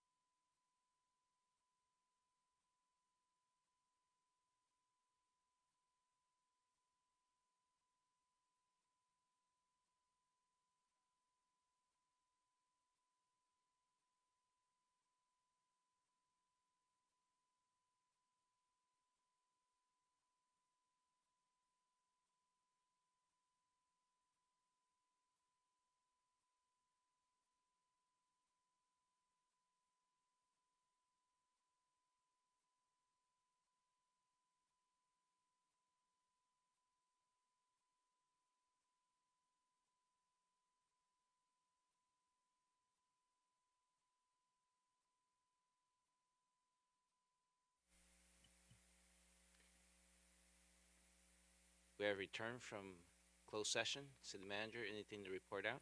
Nothing to report, Your Honor. Thank you. Thank you. As we conclude this evening's meeting, I want to thank you for your active participation, interest, and stay informed. Your involvement continues to shape Torrance and keep us moving forward. Thanks to City Cable for sharing our meetings live. In case you miss any portion of this meeting, you can find it archived online at torranceca.gov, YouTube, and Facebook. I'll take a motion to adjourn. So moved. Motion to adjourn to Tuesday, September 19th. I'm sorry, Tuesday, September 26th, 2023. Second.